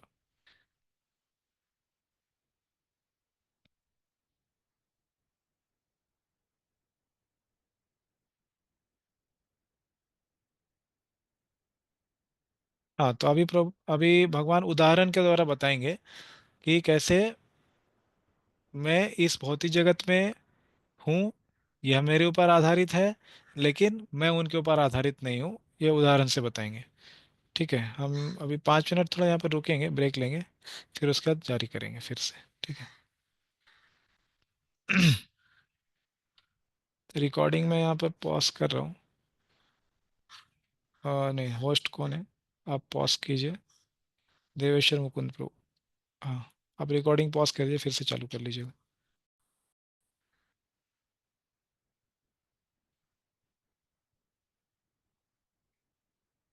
हाँ, तो छठे श्लोक से देखेंगे अभी उदाहरण क्या दे रहे हैं भगवान। यथा आकाश स्थितो नित्यम वायु सर्वत्र गोमहान तथा सर्वाणि भूतानि मत्स्थानि इति उपधारय। हाँ, हरि प्रेम निताय प्रभु, आप पढ़िए।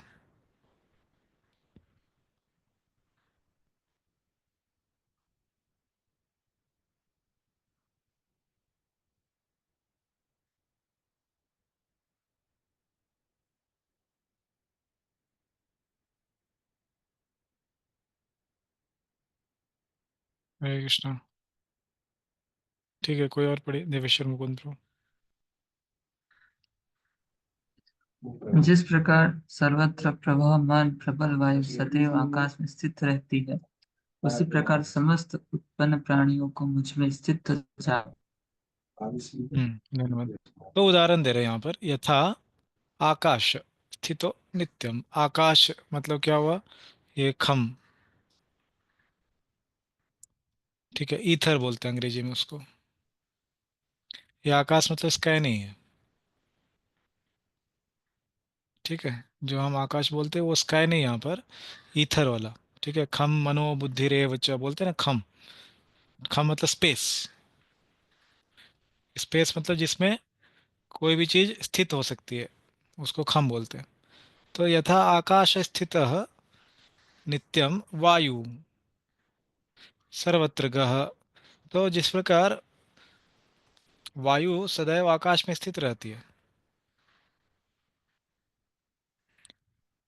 तथा सर्वाणि भूतानि, उसी प्रकार से, तथा सर्वाणि भूतानि, सभी प्राणियों को मुझ में तुम स्थित जानो, मत स्थाने उपधारय। उपधारय मतलब मुझ में स्थित समझो। ठीक है, मैं उनको धारण करके रखा हूँ, ऐसा बोल रहे हैं। तो ये उदाहरण दे रहे हैं, एग्जाम्पल दे रहे हैं।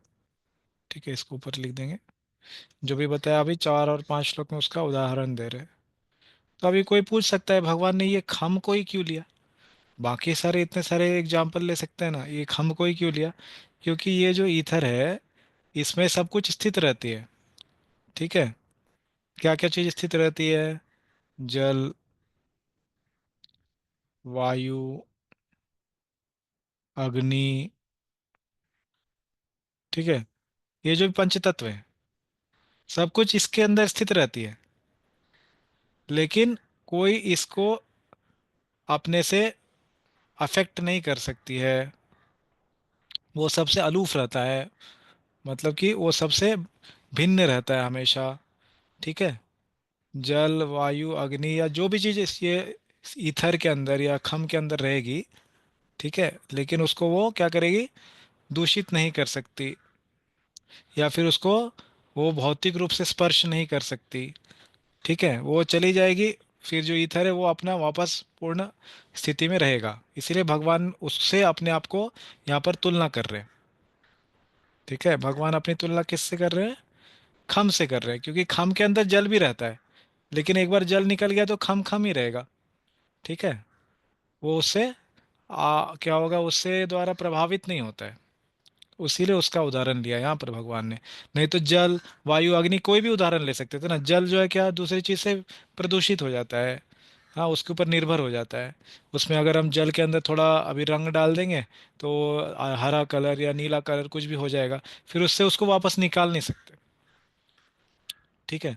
वायु, वायु में अगर कोई गंध चला गया तो फिर वो गंध उसमें बना रहता है, कहीं भी वो वायु जाएगी वो गंध उसके साथ साथ जाएगा। ठीक है।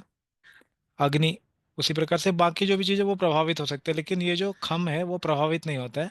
इसीलिए भगवान उससे अपना तुलना कर रहे हैं। ठीक है, पढ़िए इसका तात्पर्य।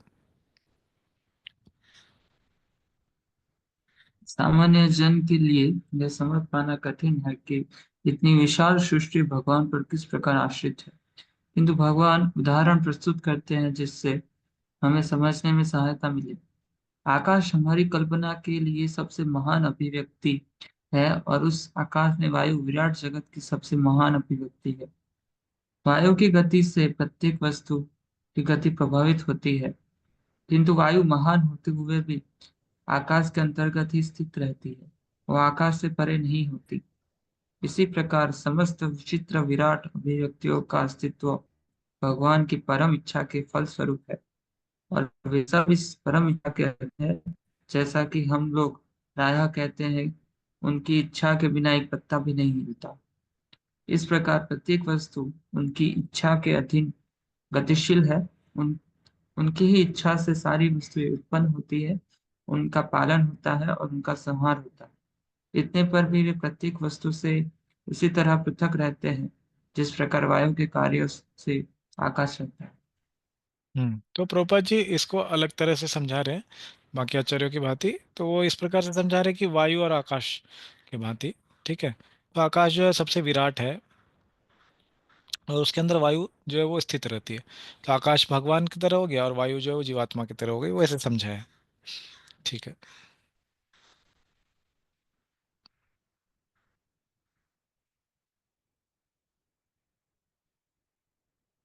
ठीक है, अभी बलदेव विद्याभूषण की टीका देखेंगे इसके ऊपर। हम्म।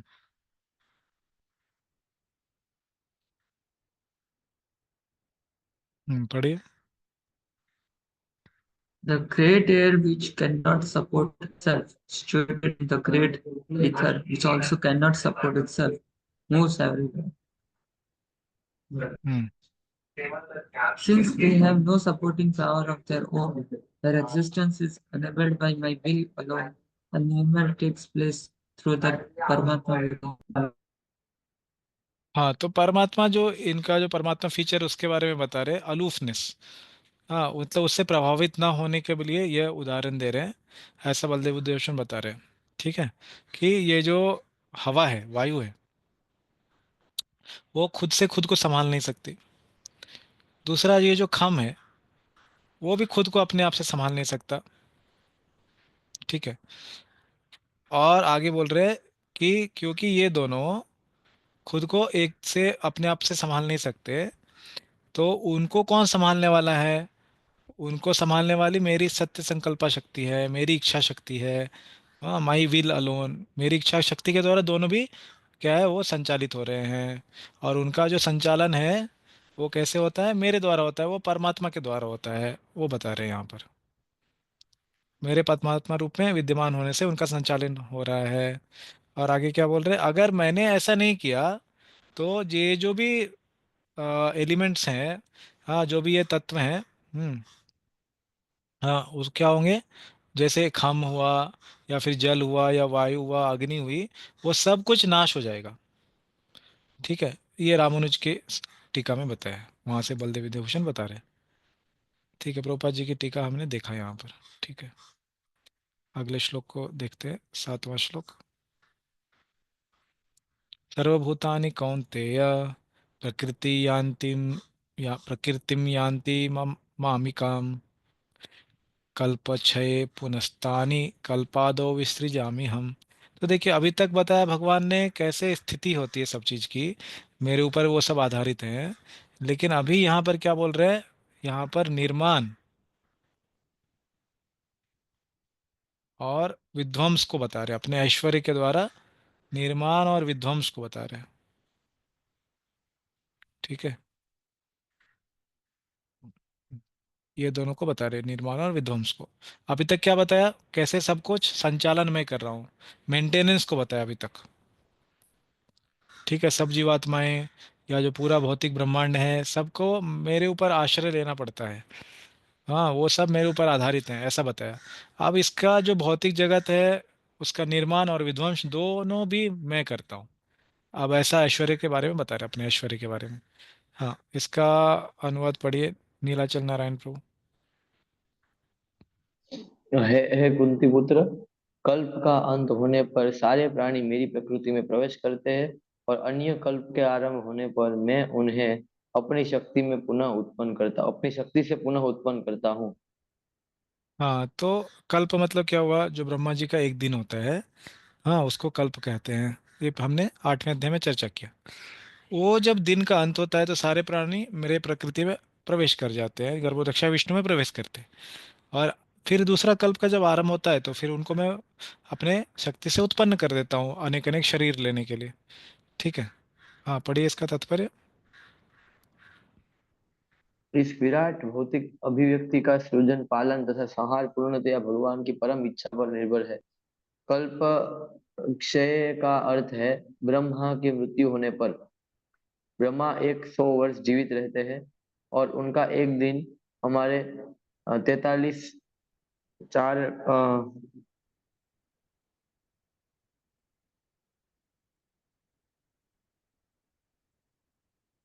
हाँ, ठीक है, जो ये इतना अ, नंबर आगे, हाँ, बोलिए। इतने वर्षों। हाँ, इतने वर्ष जो है वर्षों का तुल्य है। रात्रि भी हम्म। इतनी ही वर्षों की होती है। ब्रह्मा के हम्म। एक महीने में ऐसे 30 दिन तथा 30 रातें होती है और उनके एक वर्ष में ऐसे 12 महीने होते हैं। ऐसे 100 वर्ष के बाद जब ब्रह्मा की मृत्यु होती है तो प्रलय हो जाता है, जिसका अर्थ है कि भगवान द्वारा प्रकट सृष्टि शक्ति पुनः सिमट कर उन्हीं में चली जाती है। पुनः जब विराट जगत को प्रकट करने की आवश्यकता होती है तो उनकी इच्छा से सृष्टि उत्पन्न होती है। एको हम बहुश्याम, एक को, हाँ, एको हम बहुश्याम। यद्यपि हम्म। मैं अकेला हूँ किंतु मैं अनेक हो जाऊंगा। यह वैदिक सुक्ति है। छांदोग्य उपनिषद 6.2.3 में वे इस भौतिक जगत शक्ति में अपना विस्तार करते हैं और सारी विराट अभिव्यक्ति पुनः घटित हो जाती है। हम्म। ठीक है, तो ये श्लोक में ये बताया भगवान कैसे इस पूरे भौतिक जगत का निर्माण का कार्य वो कर रहे हैं, और विध्वंस का कार्य वो करते हैं, और सभी जीवात्माओं को शरीर देने का कार्य ब्रह्मा के जरिए करते हैं। ठीक है, तो यहाँ पर कल्प जो का जो अर्थ है, यहाँ पर बोलता है कल्प अंत का अर्थ है ब्रह्मा के जीवन के अंत में। ठीक है, तो कल्प का हालांकि अर्थ ब्रह्मा के दिन का भी अंत होता है, लेकिन जो यहाँ पर अर्थ प्रभुपाद जी बताए वो ब्रह्मा के जीवन के अंत के बारे में है। ठीक है, कल्पांत।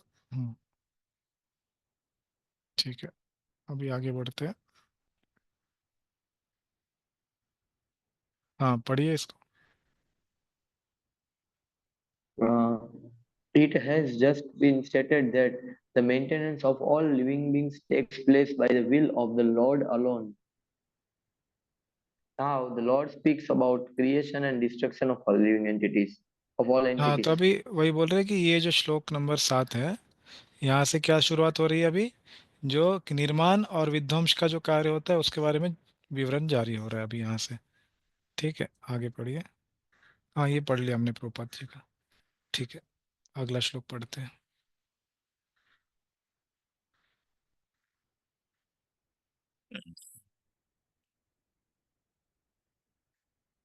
8वां श्लोक।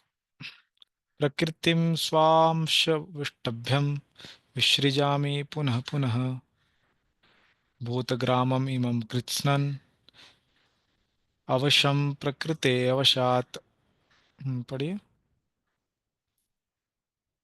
संपूर्ण विराट जगत मेरे अधीन है। यह मेरी इच्छा से बारंबार स्वतः प्रकट होता रहता है और मेरी इच्छा से अंत में विनष्ट होता है। हाँ, तो भगवान की इच्छा से सब कुछ हो रहा है। ठीक है, इच्छा शक्ति के बारे में बता रहे हैं क्या हो रहा है भगवान की इच्छा से। दो चीजें बता रहे हैं, प्रकट और विनष्ट। ठीक है, तो अपने ऐश्वर्य को बताने के लिए प्रकटता और विनष्टता दोनों को बता रहे हैं इस श्लोक में। पढ़िए इसका तात्पर्य। यह भौतिक जगत भगवान की अपरा शक्ति की अभिव्यक्ति है। इसकी व्याख्या कई बार की जा चुकी है। सृष्टि के समय यह शक्ति महतत्व के रूप में प्रकट होती है, जिसमें भगवान अपने प्रथम पुरुष अवतार महाविष्णु के रूप में प्रवेश कर जाते हैं। वे कारणवर में शयन करते रहते हैं और अपने श्वास से असंख्य ब्रह्मांड निकालते हैं, और इस ब्रह्मांड में से हर एक वे गर्भोदक्षाई विष्णु के रूप में प्रवेश करते हैं। इस प्रकार प्रत्येक ब्रह्मांड की सृष्टि होती है। वे इससे भी अपने आप को क्षीरोदक्षाई विष्णु के रूप में प्रकट करते हैं, और विष्णु प्रत्येक वस्तु में, यहाँ तक कि प्रत्येक अणु में प्रवेश कर जाते हैं। इसी तथ्य की व्याख्या यहाँ हुई है। भगवान प्रत्येक वस्तु में प्रवेश करते हैं। तो यही बोल रहे हैं इस श्लोक में, भगवान अपनी इच्छा से क्या करते हैं, वो बारंबार स्वतः प्रकट होता है ये भौतिक जगत, और भौतिक जगत का विनाश भी होता है। ठीक है, और भगवान बोल रहे हैं कि ये भौतिक जगत मेरे अधीन है। तो भगवान के अधीन कैसे है, उनकी शक्तियों के द्वारा। तो वही बोल रहे हैं यहाँ प्रभुपा जी, अपरा शक्ति इसकी अभिव्यक्ति है। तो इसका क्या अर्थ हुआ, वो ऐश्वर्य को दिखा रहे हैं, अपने अपने ऐश्वर्य शक्ति को बता रहे हैं। तो ऐश्वर्य शक्ति को बताते हुए प्रभा यहाँ पर प्रभुपाद जी क्या बोल रहे हैं, पूरे ब्रह्मांड के बारे में, जो उनका तीन विष्णु का विस्तार है वो बता रहे हैं। ठीक है, वो आपको यहाँ पर दिखाता हूँ, देख के आपको समझ में आएगा। ठीक है,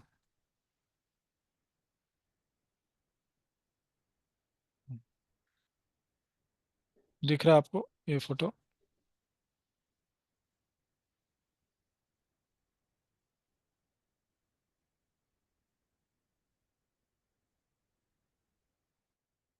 यस भाई।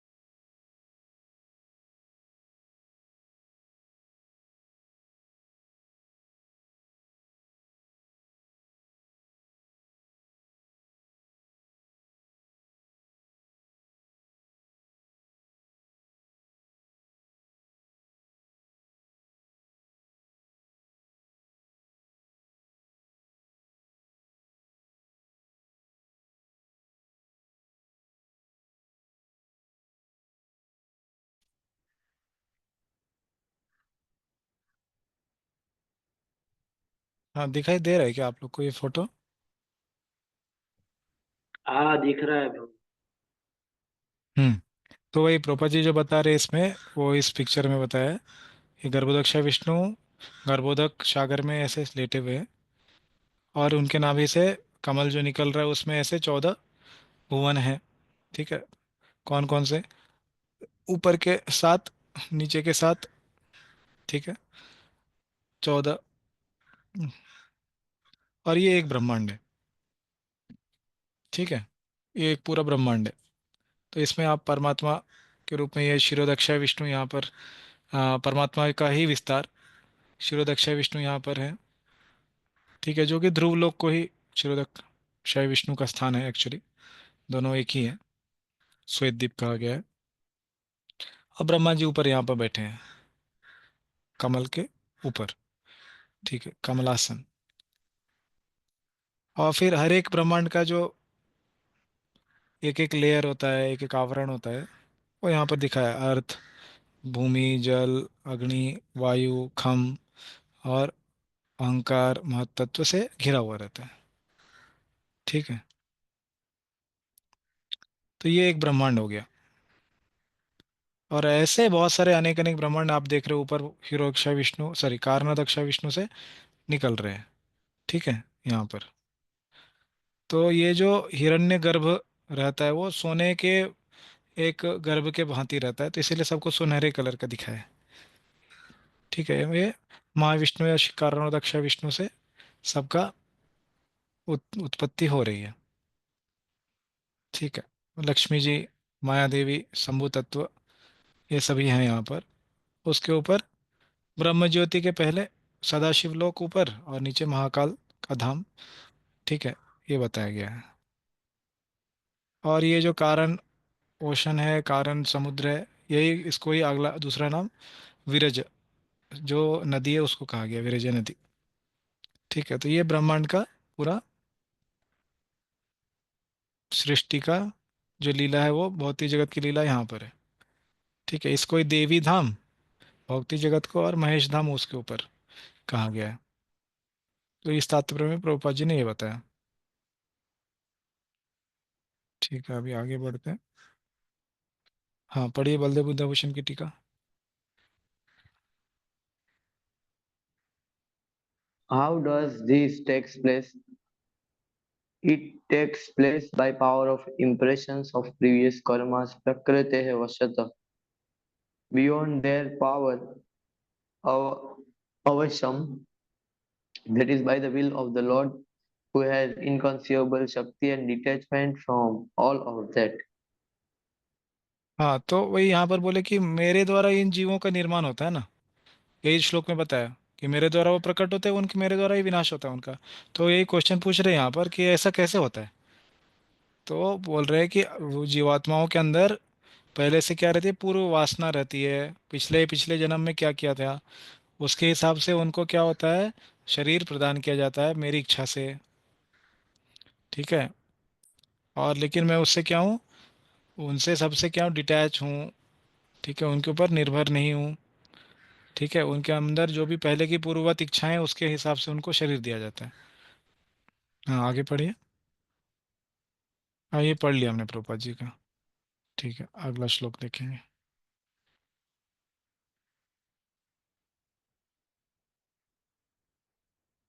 हाँ, तो अभी बता रहे हैं क्रिएशन और डिस्ट्रक्शन, मतलब निर्माण और विध्वंस के बारे में। अभी 9वां श्लोक। न चम ठीक है, कुछ प्रश्न है क्या? हाँ, ये फोटो आपको भेजता हूँ बाद में ग्रुप में। न च मत न च माम तानि कर्माणि निबध्नन्ति धनंजय, उदासीनवत् आसीनम असक्तम तेषु कर्मसु। हाँ, इसका पढ़िए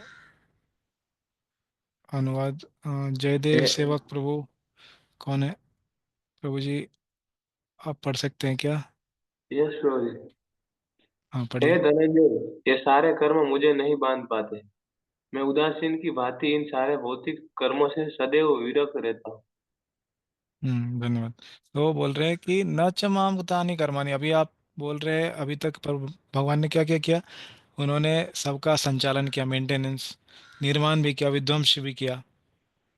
तो कोई सोच सकता है कि शायद भगवान इससे बन जाते हैं, लेकिन भगवान यहाँ पर बोल रहे नहीं। न च माम तानि कर्माणि, ये जो भी कर्म अभी तक मैंने बताया ना, श्लोक क्रमांक 4 से लेकर 8 तक में जितना भी बताया मैंने, ये जो कर्म मैं किया, निबधनंती धनंजय, न निबधनंती, इससे मैं बंधता नहीं हूँ हे धनंजय। क्यों नहीं बनता हूँ? क्योंकि उदासीनवत, क्योंकि मैं ऐसे होता हूँ कि मैं उदासीन हूँ। ठीक है, उदासीन हूँ नहीं, लेकिन उदासीनवत हूँ। देखिए प्रोपा जी ने क्या यहाँ पर ट्रांसलेशन किया है, निरपेक्ष या तटस्थ की तरह। ठीक है, तटस्थ या निरपेक्ष नहीं होते हैं भगवान, लेकिन उसकी तरह वहाँ पर होते हैं। ठीक है, उदासीनवत आसीनम, स्थित रहता हूँ। असक्तम, पहला क्या बोला, उदासीनवत, दूसरा बोला असक्तम। हाँ, इनसे क्या, आसक्ति से रहित होता हूँ मैं। किससे? ये जो भी कार्य कर रहा हूँ मैं, कहाँ पे कर रहा हूँ, चौथे से 8वें श्लोक में जो भी बताया, क्या क्या बताया, संचालन, निर्माण और विध्वंस, तीनों से आसक्त नहीं हूँ, उदासीनवत हूँ। हाँ, पढ़िए इसका तात्पर्य। इस प्रसंग में यह नहीं सोच लेना चाहिए कि भगवान के पास कोई काम नहीं है। वे अपने वैकुंठ लोक में सदैव व्यस्त रहते हैं। ब्रह्म संहिता में 5.6 कहा गया है, आत्मा रामस्य तस्याति प्रकृत्या न समागमः। वे सतत दिव्य आनंदमय आध्यात्मिक कार्य में रत रहते हैं, किंतु इन भौतिक कार्यों से उनका कोई सरोकार नहीं रहता। सारे भौतिक कार्य उनकी विभिन्न शक्तियों द्वारा संपन्न होते रहते हैं। वे सदा ही इस सृष्टि के भौतिक कार्यों के प्रति उदासीन रहते हैं। इस उदासीनता को ही यहाँ पर उदासीन वत कहा गया है। यद्यपि छोटे से छोटे भौतिक कार्य पर उनका नियंत्रण रहता है, किंतु वे उदासीन व स्थिर रहते हैं। यहाँ पर उच्च न्यायालय के न्यायाधीश का उदाहरण दिया जा सकता है, जो अपने आसन पर बैठा रहता है। उसके आदेश से अनेक तरह की बातें घटती रहती है। किसी को फांसी दी जाती है, किसी को कारावास की सजा मिलती है, तो किसी को प्रचुर धनराशि मिलती है, तो भी वह उदासीन रहता है। उसे इस हानि लाभ से कुछ भी लेना देना नहीं रहता। वेदांत सूत्र में 2.1.34 कहा गया है, वैषम्य नैगुण्य न, वे इस जगत के द्वंद्व में स्थित नहीं है, वे इन द्वंद्वों से अतीत है। न ही इस जगत की सृष्टि तथा प्रलय में ही उनकी आसक्ति रहती है। सारे जीव अपने पूर्व कर्मों के अनुसार विभिन्न योनियां ग्रहण करते रहते हैं, और भगवान इसमें कोई विधान व्यवधान नहीं डालते। तो प्रोपा जी ने दो चीजें बताई इस तात्पर्य में। पहला कि भगवान इससे आसक्त नहीं रहते और उदासीनवत रहते हैं। ठीक है, ये दोनों चीजें बताई हैं। उसके लिए क्या उदाहरण दिया है, यहाँ पर एक उदाहरण दिया है, एक एग्जाम्पल दिया है न्यायाधीश का। ठीक है, न्यायाधीश दो तरह की चीज़ें बताता है, या तो किसी को सजा या किसी को धनराशि प्राप्त होना। ठीक है, उसको हानि या फिर लाभ, दो तरह की उसके न्याय होते हैं। लेकिन दोनों से भी, यहाँ पे प्रोपा जी ने बोला हानि और लाभ, लेकिन दोनों से भी क्या है, उसको कोई भी द्वंद्व नहीं है। तो उसके लिए वेदांत सूत्र से प्रमाण दिया है, वैषम्य विषमता, मतलब किसी को ज़्यादा देना किसी को कम देना, या निर्घण्य नैर्घण्य, या फिर किसी से घृणा करना। ठीक है, वो दोनों भी नहीं है भगवान के अंदर। ठीक है, ये बताया यहाँ पर। ठीक है, आगे देखते हैं बलदेव विद्याभूषण की टीका।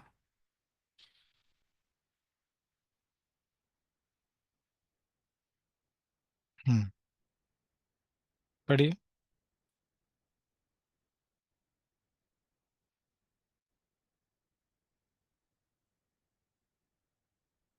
जयदेव सेवक को पढ़िए।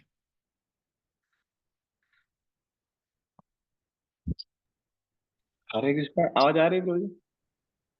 अभी आ रही है। हरे कृष्ण।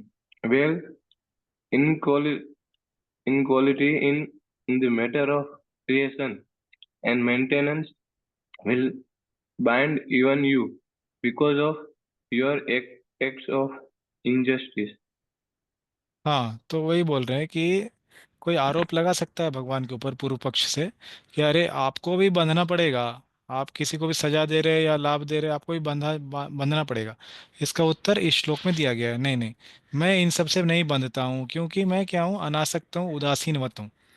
ठीक है, ऐसा बोला। इसका उत्तर क्या दे रहे हैं, दिस इज नॉट सो, मैं इससे बंधने वाला नहीं हूँ। क्योंकि जो विषमता देखी जाती है इस भौतिक जगत में, हाँ, इसके सृजन में या फिर इसके संचालन में, वो मुझे कभी भी क्या कहती है, बांधती नहीं है, वो कभी प्रभावित नहीं करती। ठीक है,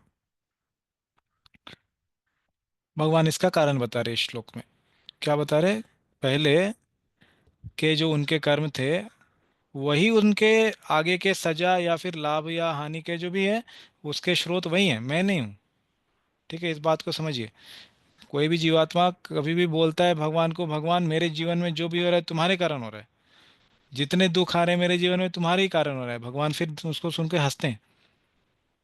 क्यों हंसते हैं, बोला मैंने कुछ नहीं किया है। ठीक है, आपने ही जो पहले किया अपने जीवन में, उसका ही आपको सजा भुगतना पड़ रहा है। ठीक है, तो भगवान को वो कितना भी कोसे, लेकिन भगवान के ऊपर वो आरोप लगने वाला है नहीं, क्योंकि भगवान ने थोड़ी किया है उसको।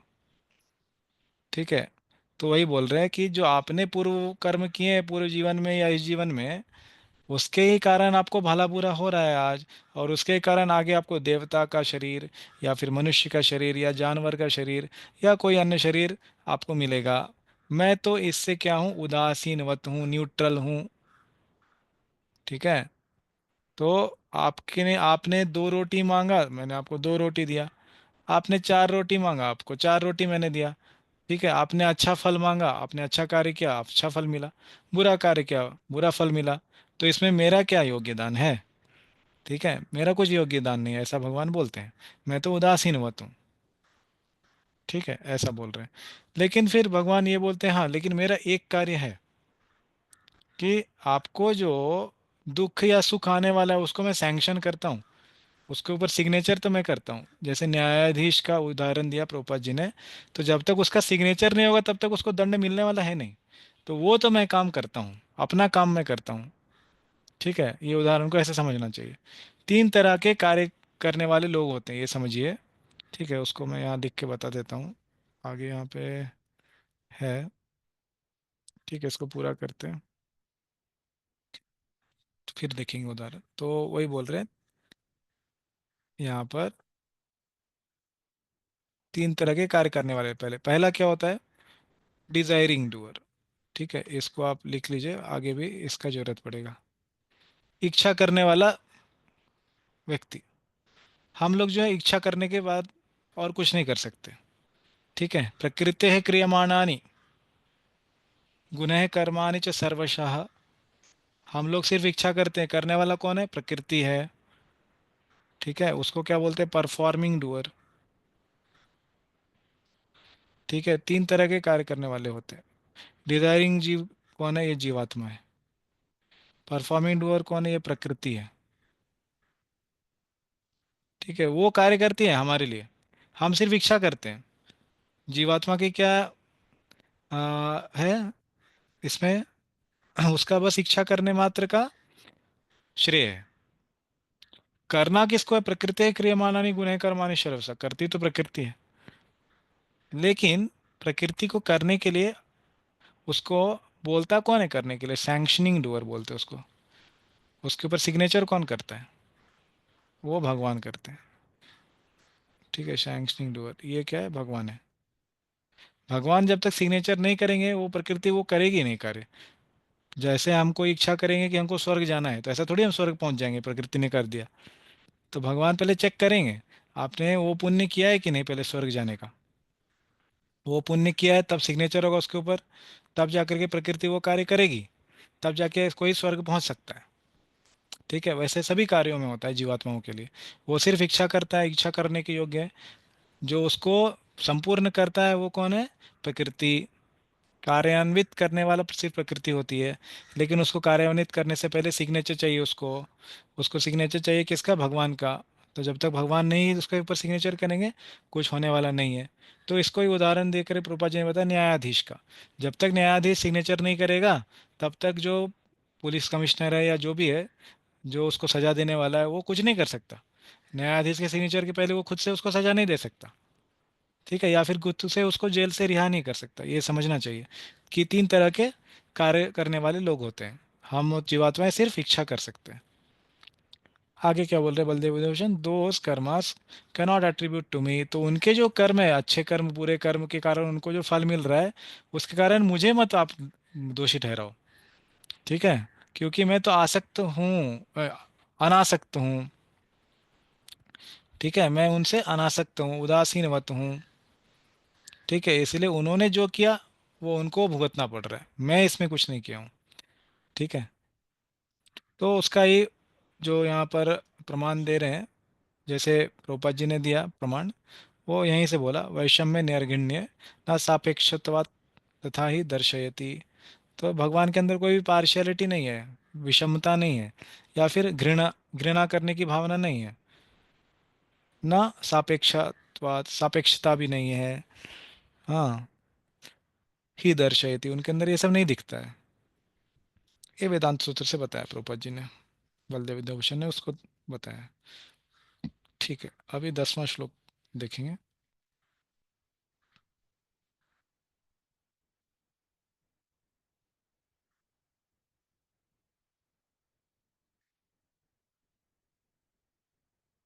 ठीक है, तो अभी तक बताया था कि जो संचालन है, निर्माण है, विनाश है, वो सब मेरे ही द्वारा हो रहा है। उसको एक श्लोक में अभी सारांश में बता रहे हैं।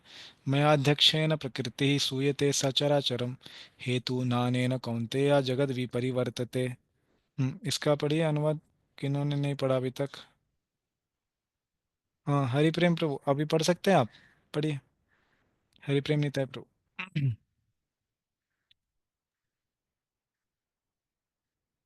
आवाज नहीं आ रही आपकी। अभी आ रही है? आ रही है। हे कुंती पुत्र, यह भौतिक प्रकृति मेरी शक्तियों में से एक है और मेरी अध्यक्षता में कार्य करती है, जिससे सारे चर तथा अचर प्राणी उत्पन्न होते हैं। इसके शासन में यह जगत बारंबार सृजित और विनष्ट होता रहता है।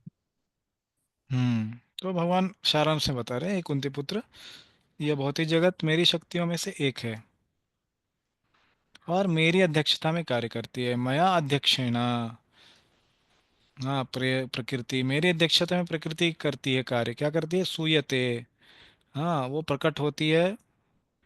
चर अचर सचराचरम, चर और अचर, जड़ तथा चल और अचल, हाँ, जड़ और जंगम, दोनों को क्या करती है? उत्पन्न करती है। अचर प्राणियों को उत्पन्न करती है मेरे ही शक्तियों से, द्वारा, मेरी ही अध्यक्षता में। हेतु नानेन कौन्तेय जगत विपरिवर्तते। ठीक है, विपरिवर्तते, ये जगत जो है कार्यशील है। क्यों? क्योंकि वो मेरी अध्यक्षता में है, इसके लिए। इसके शासन में यह जगत बारंबार सृजित और विनष्ट होता रहता है। ठीक है, वही बोल रहे हैं कि मेरी अध्यक्षता में ये सब कार्य हो रहा है, जो भी अभी तक मैंने बताया। निर्माण का हुआ, सृजन का कार्य, संचालन का कार्य, विनाश या विनाश करने का। इसका पढ़िए तात्पर्य। यहाँ यह स्पष्ट कहा गया है कि यद्यपि परमेश्वर इस जगत के समस्त कार्यों से पृथक रहते हैं, किंतु इसके परम अध्यक्ष निर्देशक वही बने रहते हैं। परमेश्वर परम इच्छामय है और इस भौतिक जगत के आधार भूमि स्वरूप है, किंतु इसकी सभी व्यवस्था प्रकृति द्वारा की जाती है। भगवत गीता में भी कृष्ण यह कहते हैं, मैं विभिन्न योनियों और रूपों वाले जीवों का पिता हूँ। जिस प्रकार पिता बालक उत्पन्न करने के लिए माता के गर्भ में वीर्य स्थापित करता है, उसी प्रकार परमेश्वर अपनी जीवन मात्र से प्रकृति के गर्भ में जीवों को प्रविष्ट करते हैं और वे अपनी अंतिम इच्छाओं तथा कर्मों के अनुसार विभिन्न रूपों तथा योनियों में प्रकट होते हैं। अतः भगवान इस जगत से प्रत्यक्ष रूप में आसक्त नहीं होते, वे प्रकृति पर दृष्टिपात करते हैं। इस तरह प्रकृति क्रियाशील हो उठती है और तुरंत ही सारी वस्तुएं उत्पन्न हो जाती है। चूंकि वे प्रकृति पर दृष्टिपात करते हैं, इसलिए परमेश्वर की ओर से तो निसंदेह क्रिया होती ही है, किंतु भौतिक जगत के प्राकट्य से उन्हें कुछ लेना देना नहीं रहता। स्मृति में एक उदाहरण मिला है जो इस प्रकार है। जब किसी व्यक्ति के समक्ष फूल होता है तो उसे उसकी सुगंध सुगंध मिलती रहती है, किंतु फूल और सुगंध एक दूसरे से मिलक रहते हैं। ऐसा ही संबंध भौतिक जगत तथा भगवान के बीच भी है। वस्तुतः भगवान को इस जगत से कोई प्रयोजन नहीं रहता, किंतु वे ही इसे अपनी दृष्टिपात से उत्पन्न करते तथा व्यवस्थित करते हैं। सारांश के रूप में हम कह सकते हैं कि परमेश्वर की अध्यक्षता के बिना प्रकृति कुछ भी नहीं कर सकती, तो भी भगवान समस्त कार्यों से पृथक रहते हैं। हाँ, तो जैसे मैंने पहले बताया कि भगवान की अध्यक्षता में हो रहा है, उनका सिग्नेचर लगता है, तभी प्रकृति क्या करती है? वो सूयते सचराचरम, वो चराचर जीवों का निर्माण कर सकती है, या जो भी कार्य है वो कर सकती है। तो बिना भगवान के जो हामी से वो कुछ भी नहीं करेगी। ठीक है, वही प्रोपा जी यहाँ पर बताए। ठीक है, और बलदेव विद्याभूषण की टीका पढ़ेंगे। पढ़िए।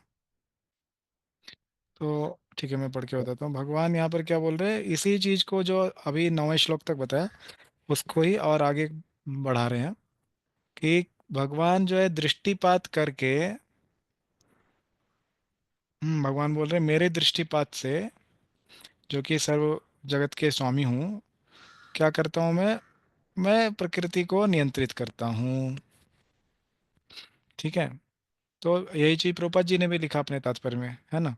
भगवान खुद से वो कुछ नहीं करते हैं, वो दृष्टिपात वर्ष करते हैं। और इसको पहले उदाहरण चौथे श्लोक में भी दिया था कि एटलस की तरह वो इसको उठाए के नहीं रखे हैं। ठीक है। वो बस दृष्टिपात करते हैं, सत्य संकल्पता शक्ति से कार्य हो जाता है, वैसा पहले भी बताया था। तो उसी को सारांश करके बता रहे हैं। बस उनकी इच्छा से सब कुछ पूर्ण हो जाता है, इच्छा मात्र से, सत्य संकल्पता शक्ति से। हाँ, और उसका उनकी इच्छा से क्या पूर्ण हो जाता है, जैसे जीवात्माओं की पहले की जो कर्म थे, उनको उनके हिसाब से जो भी उनको दुख या सुख मिलने का था, वो पूर्ण होता है। ठीक है। ऐसा नहीं कि बिना भेदभाव के मतलब सब कुछ एक बराबर मिल गया, नहीं। जिसको जैसा मिलना था वैसा ही मिलेगा। मैं अध्यक्षेण, मेरे वो क्या बोल रहे, संचालन में या मेरे निर्देशन में, हाँ, निर्देशन में। तो प्रकृति क्या करती है, जीवों को सूयते, वो क्या करती है, जीवों को शरीर प्रदान करती है। ठीक है। किसको, चर अचरम, चराचर जीवों को। हम्म।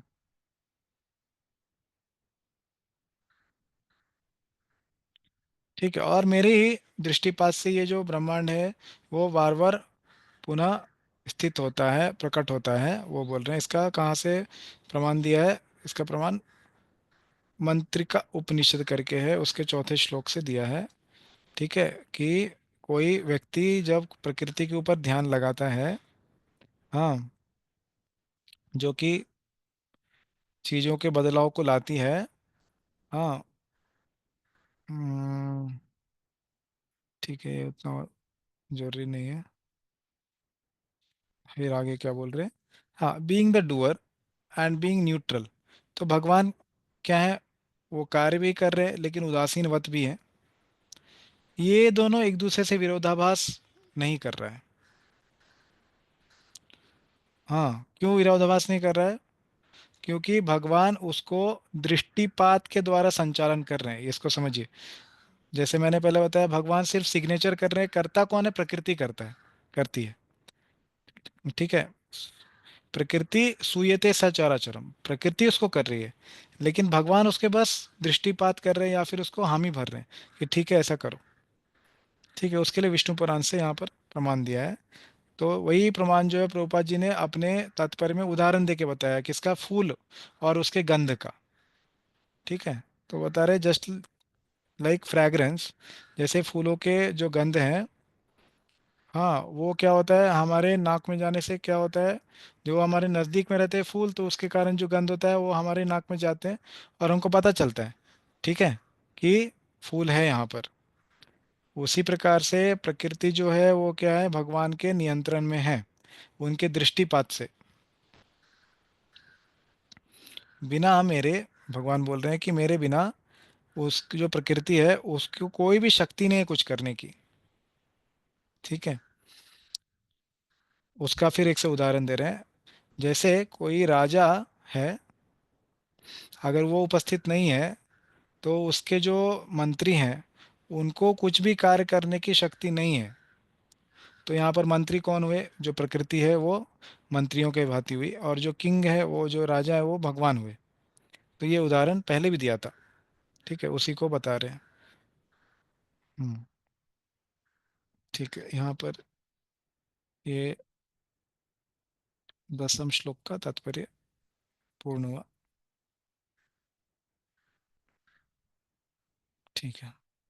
तो 11वें श्लोक से दूसरे विषय की चर्चा हो रही है 25वें श्लोक तक। ठीक है। अलग अलग प्रकार के लोग जो अलग अलग उपासना करते हैं वो अगली बार देखेंगे। ठीक है। कोई प्रश्न है यहाँ तक अभी जो चर्चा किया।